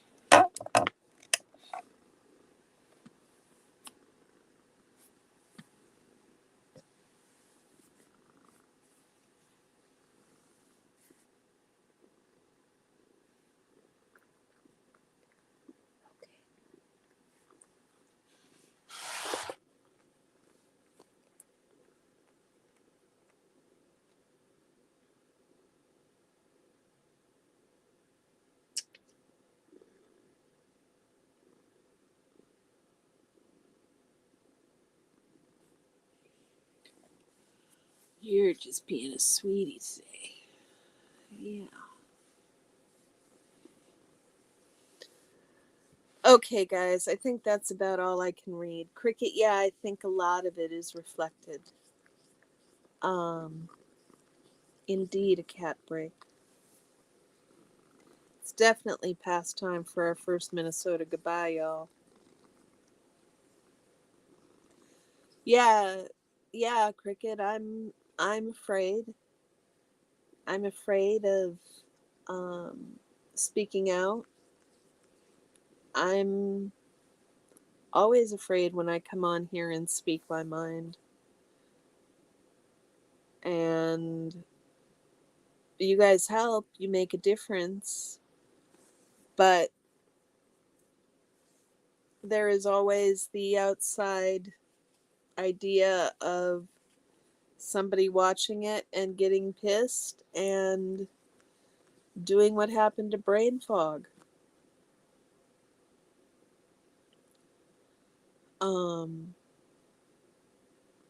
Yeah. I don't know if that answers your question, Cricket. What do you think? Does it reflect any of your experience at all, Cricket?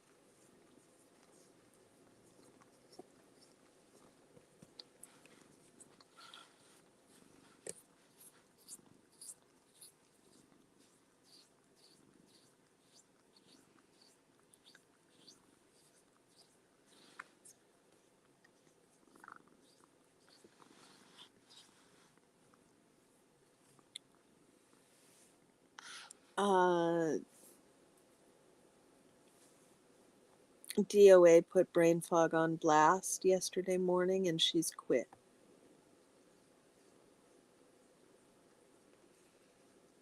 And I'm going to keep talking about how pissed I am, how inappropriate I think it is, how I think it's punching down.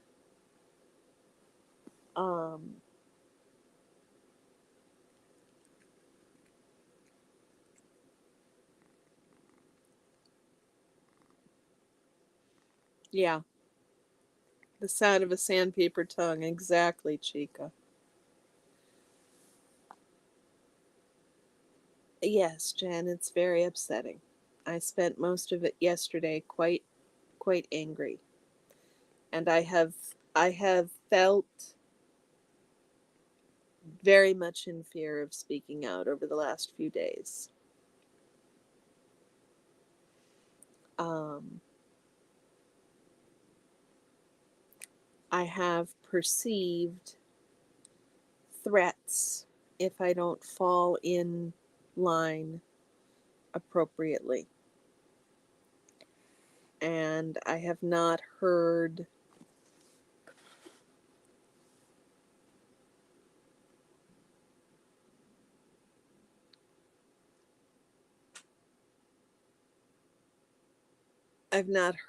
other people talking about it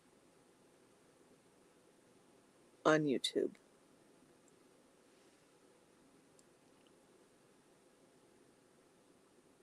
I think that gentle accountability is what is necessary in most cases. And I don't think that anybody has done anything that calls for what has been done and said. And I think that's true on both sides.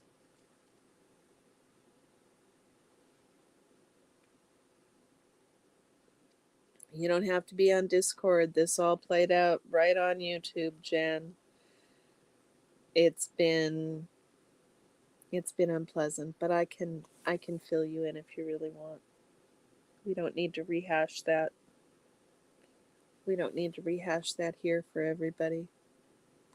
Ladybug Squared, it's a pleasure. I understand, Chica. I agree. If you don't have anything nice to say, don't say anything. Indeed. Soda has decided to leave.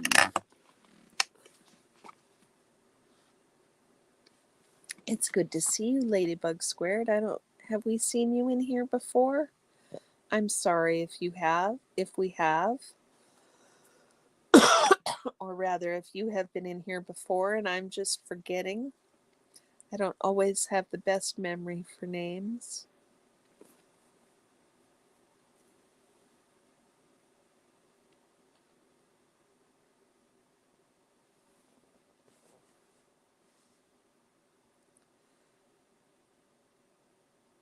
I concur, Cricket. I concur. That is the most excellent way to make me not choose you, is to tell me that I have to make a choice.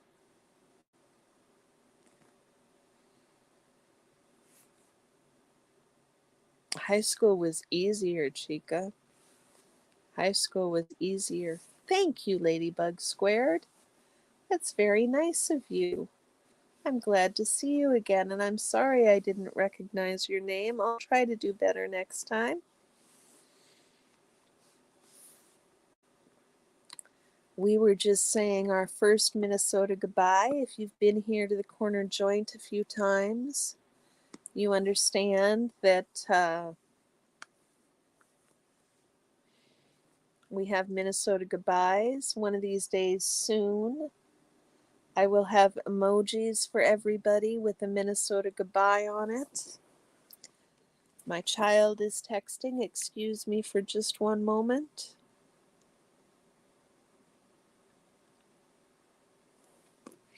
Everything is just fine with child number 4. So, what did you guys think of the paper? Give me your sum up.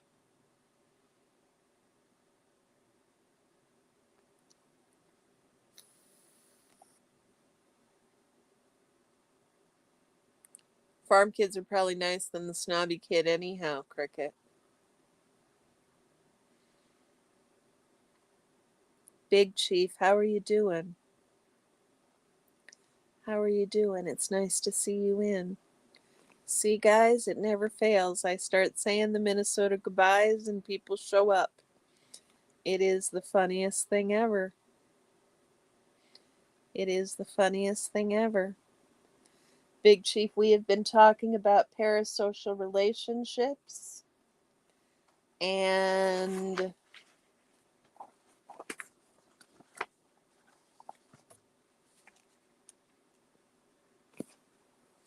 well, I read the conclusion, Jen. Um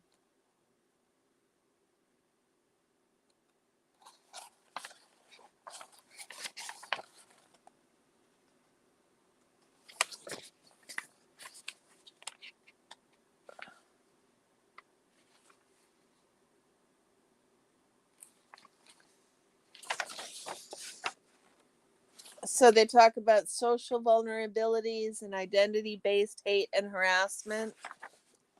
They talk about platform vulnerabilities, making it into an outrage machine. Here's an interesting excerpt.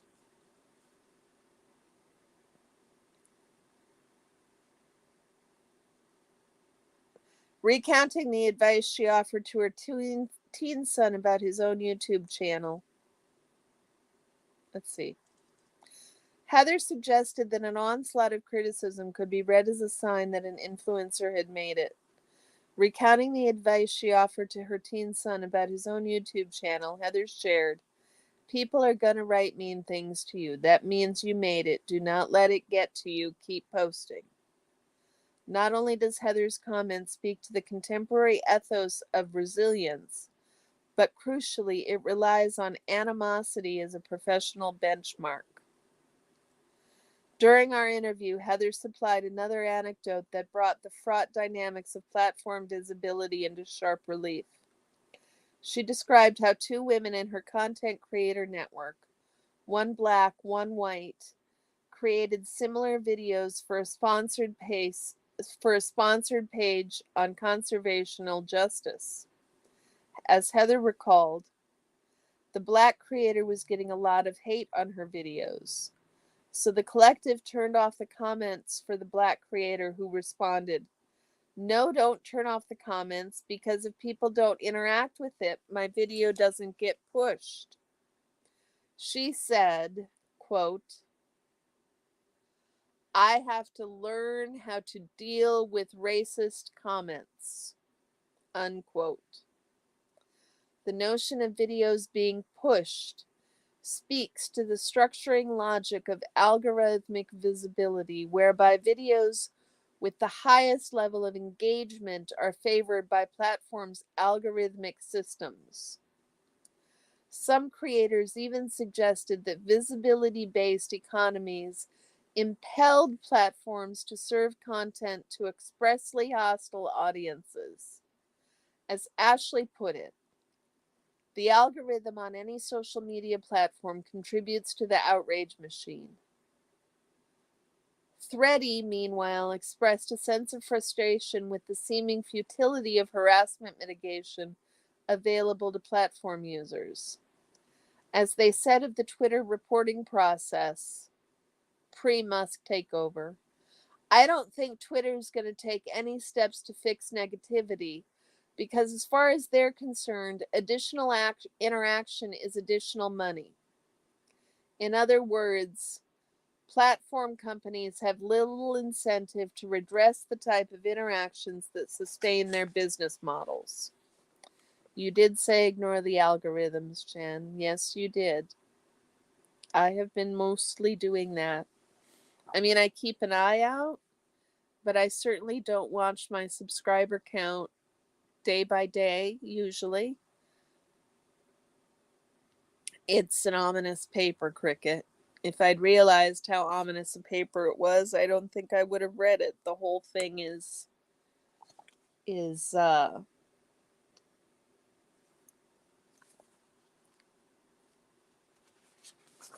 so now we get to managing vulnerabilities.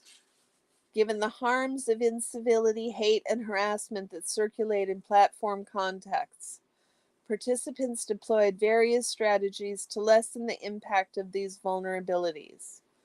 From hiring sensitivity readers, i.e., a freelancer attuned to cultural insensitivities and potentially offensive content, to platform-enabled filtering mechanisms. While some of these can be understood as anticipatory, for example, as a bulwark against future negativity, others were reactive in response to past negative experience. In both cases, they required forms of emotional labor to manage the burden associated with putting oneself out there.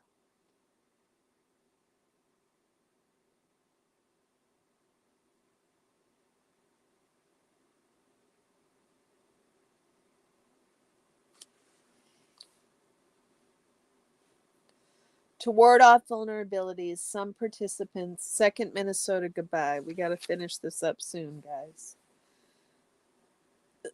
To ward off vulnerabilities, some participants relied upon those protective features and affordances baked into individual platforms. Several participants, for instance, discussed their use of platform filtering mechanisms, i.e., Instagram's hide inappropriate content feature. to sift out abusive, profane, or harmful language before it was publicly posted. To combat negative comments about her body size, Kelly told us how she filtered the words for fat in multiple languages to ensure the term did not appear in her comment section. Explaining his use of Instagram's filter, Ahmed said, "I'm African American, so people love to use the N-word a lot, either to get my attention or just as a derogatory term. I do have a certain set of words on there that I do just eliminate." Lucy, a plus-size Instagram influencer, was somewhat unique in offering praise for the platform's filtering feature as life-changing. As she put it, "You can block all the words that are triggering or uncomfortable or nasty. Instagram's comment filter is the only thing I've seen that has helped me deal with the trolls." More often, creators deemed these mechanisms as marginally effective at best.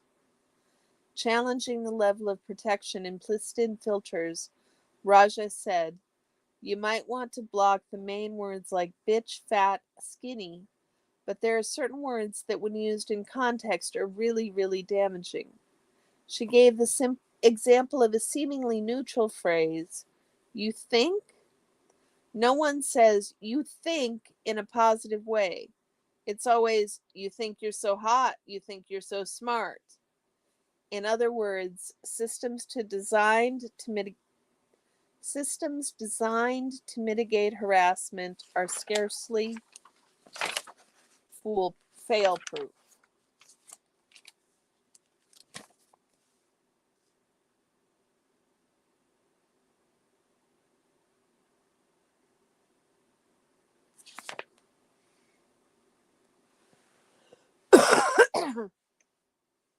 A more common mechanism of staving off potential critique was self-censorship, wherein creators sought to calculate potentially adverse reactions to their content. Kelly, who told us that her audience members represent diverse geographic backgrounds, always considered possible reactions to her content before posting. "I think I'm very careful with what I say because I've seen that if you say something that could be even slightly misconstrued, someone will misconstrue it." Across genres and platforms, creators lamented the dangers of online activism and political activity, admitting to not engaging with contentious issues because they feared online criticism. McKenna spoke directly to this sentiment. "I have avoided some types of content so that generally you avoid criticism." Creators also spoke to the inverse, wherein they actively posted content to align with progressive social movements in hopes that they wouldn't be called out for apathy. Ashley admitted to posting political content to avoid negative reactions from her followers who were upset about her past silence on issues such as the Israel-Palestine conflict. She explained,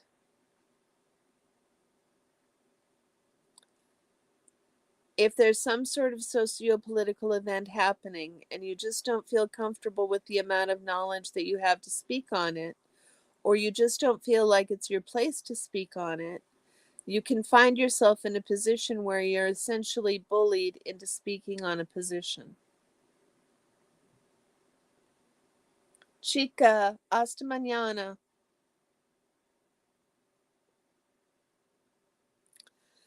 To this end, several of our participants discussed the looming threat of being canceled amid a fiercely contested politics of accountability. Anna, who conceded that influencer activism is great, expressed sentiment about the charge to comment on social issues to stave off critical blowback. As she put it, "Obviously, you hear the term cancel culture, and some people feel as if they're pressured to speak on something, even if they don't actually really have that much of an opinion on it. As these accounts make clear, virtue signaling, a term often associated with brands that superficially affiliate themselves with progressive causes or wokeness, was deeply fraught. Or as Sam put it, I recognize being canceled is very often, and perhaps most often, pretty legitimate. But I don't know, given the assumption that many quote unquote cancelings and harassment campaigns within an in group are. It's like a community overstatement of harm.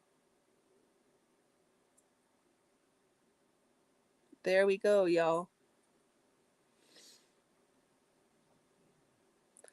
Or as Sam put it, I recognize being canceled is very often, and perhaps most often, pretty legitimate. But I don't know, given the assumption that many quote unquote cancelings and harassment campaigns within an in group are. It's like a community overstatement of harm.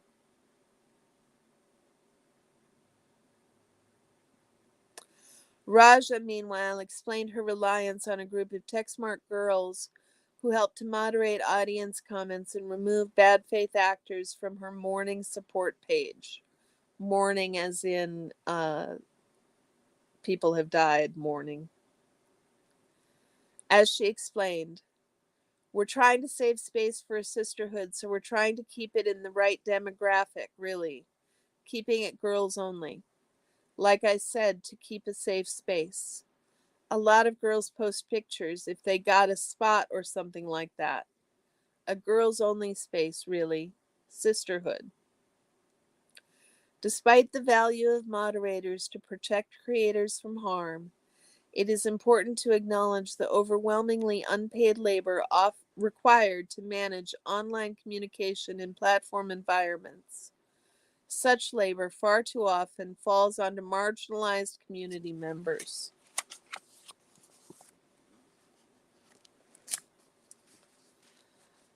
Yes, Cricket, me too. Okay, last page, y'all. Third Minnesota goodbye. Watch them all come rushing in.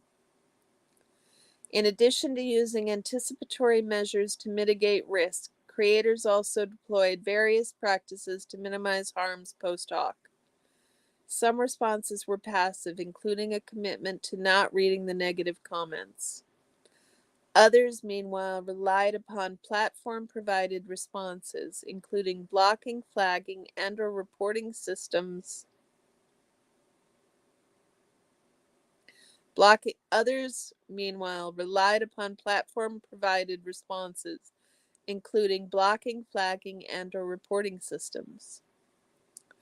Anya told us that she does block people regularly, at least one or two a day.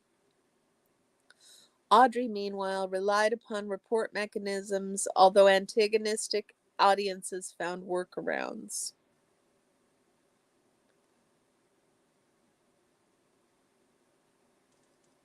She did note that you can have moderators that lock the account, however, the harasser would just come back and make a new account a few minutes later. Such experiences eventually led her to stop streaming on Twitch. Most interview participants, including Anya, critiqued platform companies for what they perceived as a failure to aptly protect users and creators. As she put it, they are not investing in anti-hate speech tools because they don't give a damn. Heather talked about the lack of guidance from platforms on ways to protect creators, which has forced her to make personal decisions about what might incite backlash. She went on to critique platforms for failing to prevent negative expressions. Like, there's nothing built into any of these platforms to provide any guidance on this. It would not be hard for Instagram to do a little flag thing that's like, oh, that looks like a kid. Are you sure you want to post it? There's no warning bells or anything, or there's no form of guidance from the platforms themselves. This is all just me making these rules for myself. To this end, interviewees reflected on their hopes for future improvements that would provide a safer space within which to create content and build community. Ahmed suggested that platforms could better support creators through the provision of specific protection mechanisms. I definitely think that we should not be funneled through the same support channels as, I hate to say, the general public, because that makes it sound so celebrity-ish, but I don't know how to word it. But these social media channels need to do a better job at reaching out to us when there's an issue or there's something circulating online that we know is false.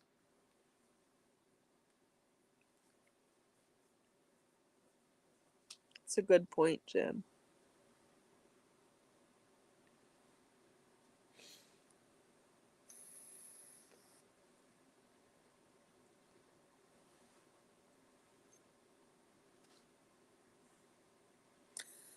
Thready, meanwhile, shared their inability to lessen the severity of backlash they received for a comment they considered to be taken out of context.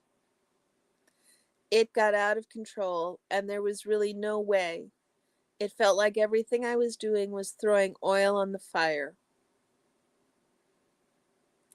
What these accounts share is a widespread frustration about the lack of protections and recourse available to them via their platforms of choice.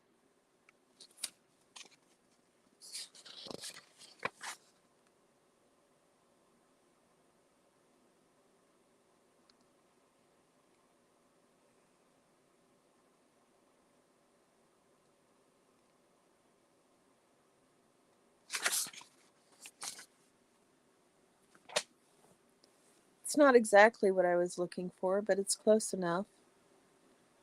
Maybe Jen can find an excellent paper for us on parasocial relationships that we can read next time. What do you think, everybody?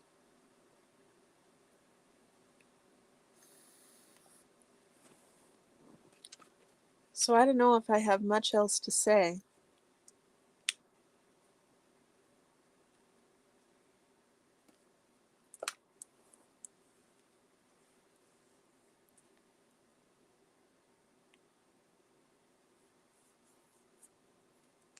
It's not a very happy sounding paper.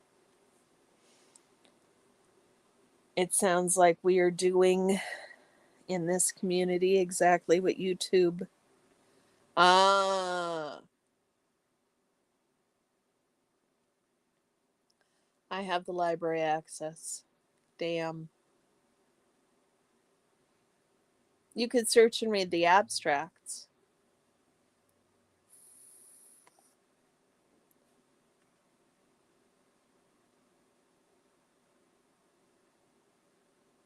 I guess I'll need to continue to pick the papers. This one on the implications of social network structures on socially influenced. It did hit close to home, Susan.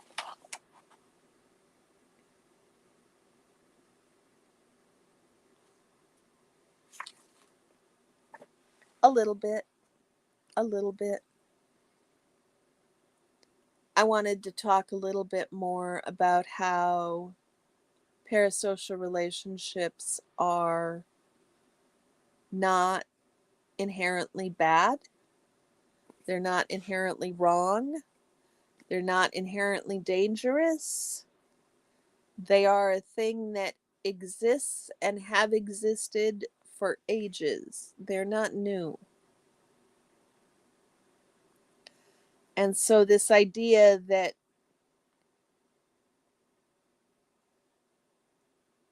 it can be a parasocial relationship after you've actually engaged with the person in a two-way communication, I need to better find and understand the definition of a parasocial relationship, because I don't think that the definition that's currently being thrown around in our community. Which one, Jen? That it's not parasocial if it's two ways? Like the minute I start talking to Susan and have an actual relationship with Susan,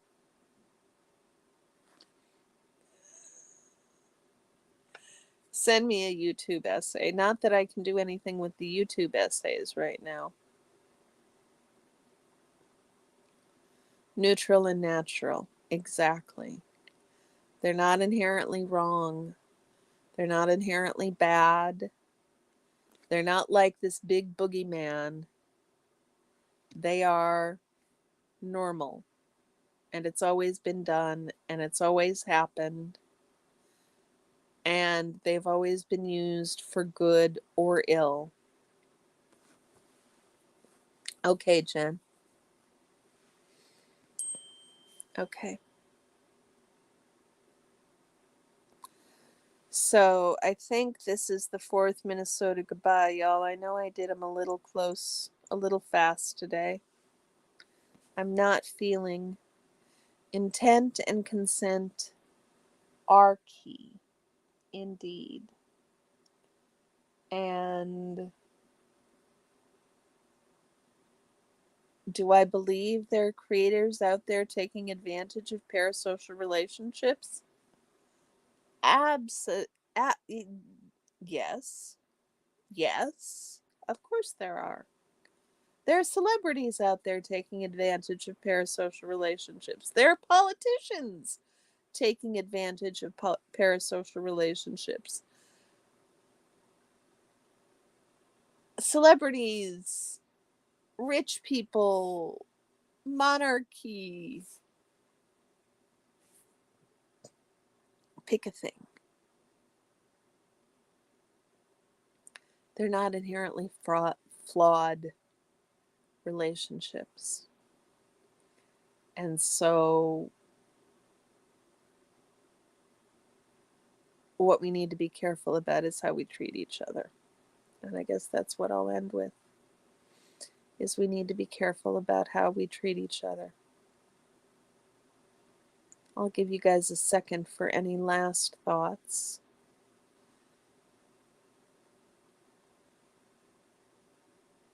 Tomorrow I've got to go turn in my shit final. And then I get to go to my treatment.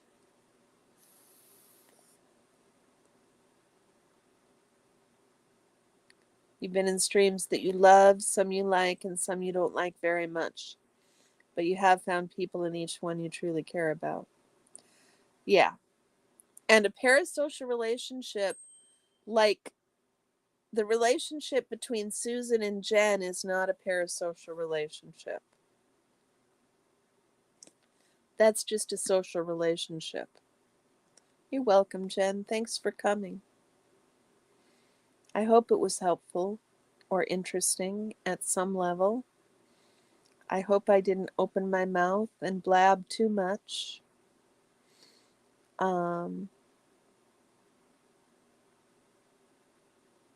I guess that's it.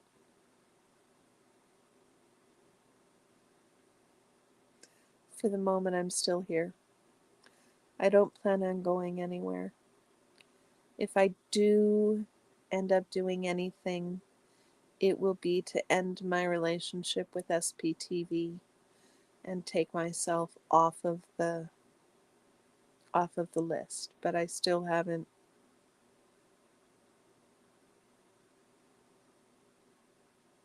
decided if I want to do that yet. I'm getting better at it, Jen. Getting better at it. You guys are helping a lot.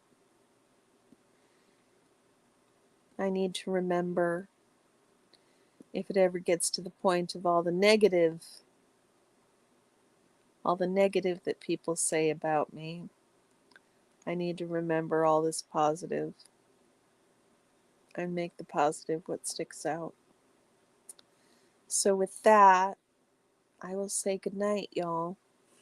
Take care. Please go treat someone well today.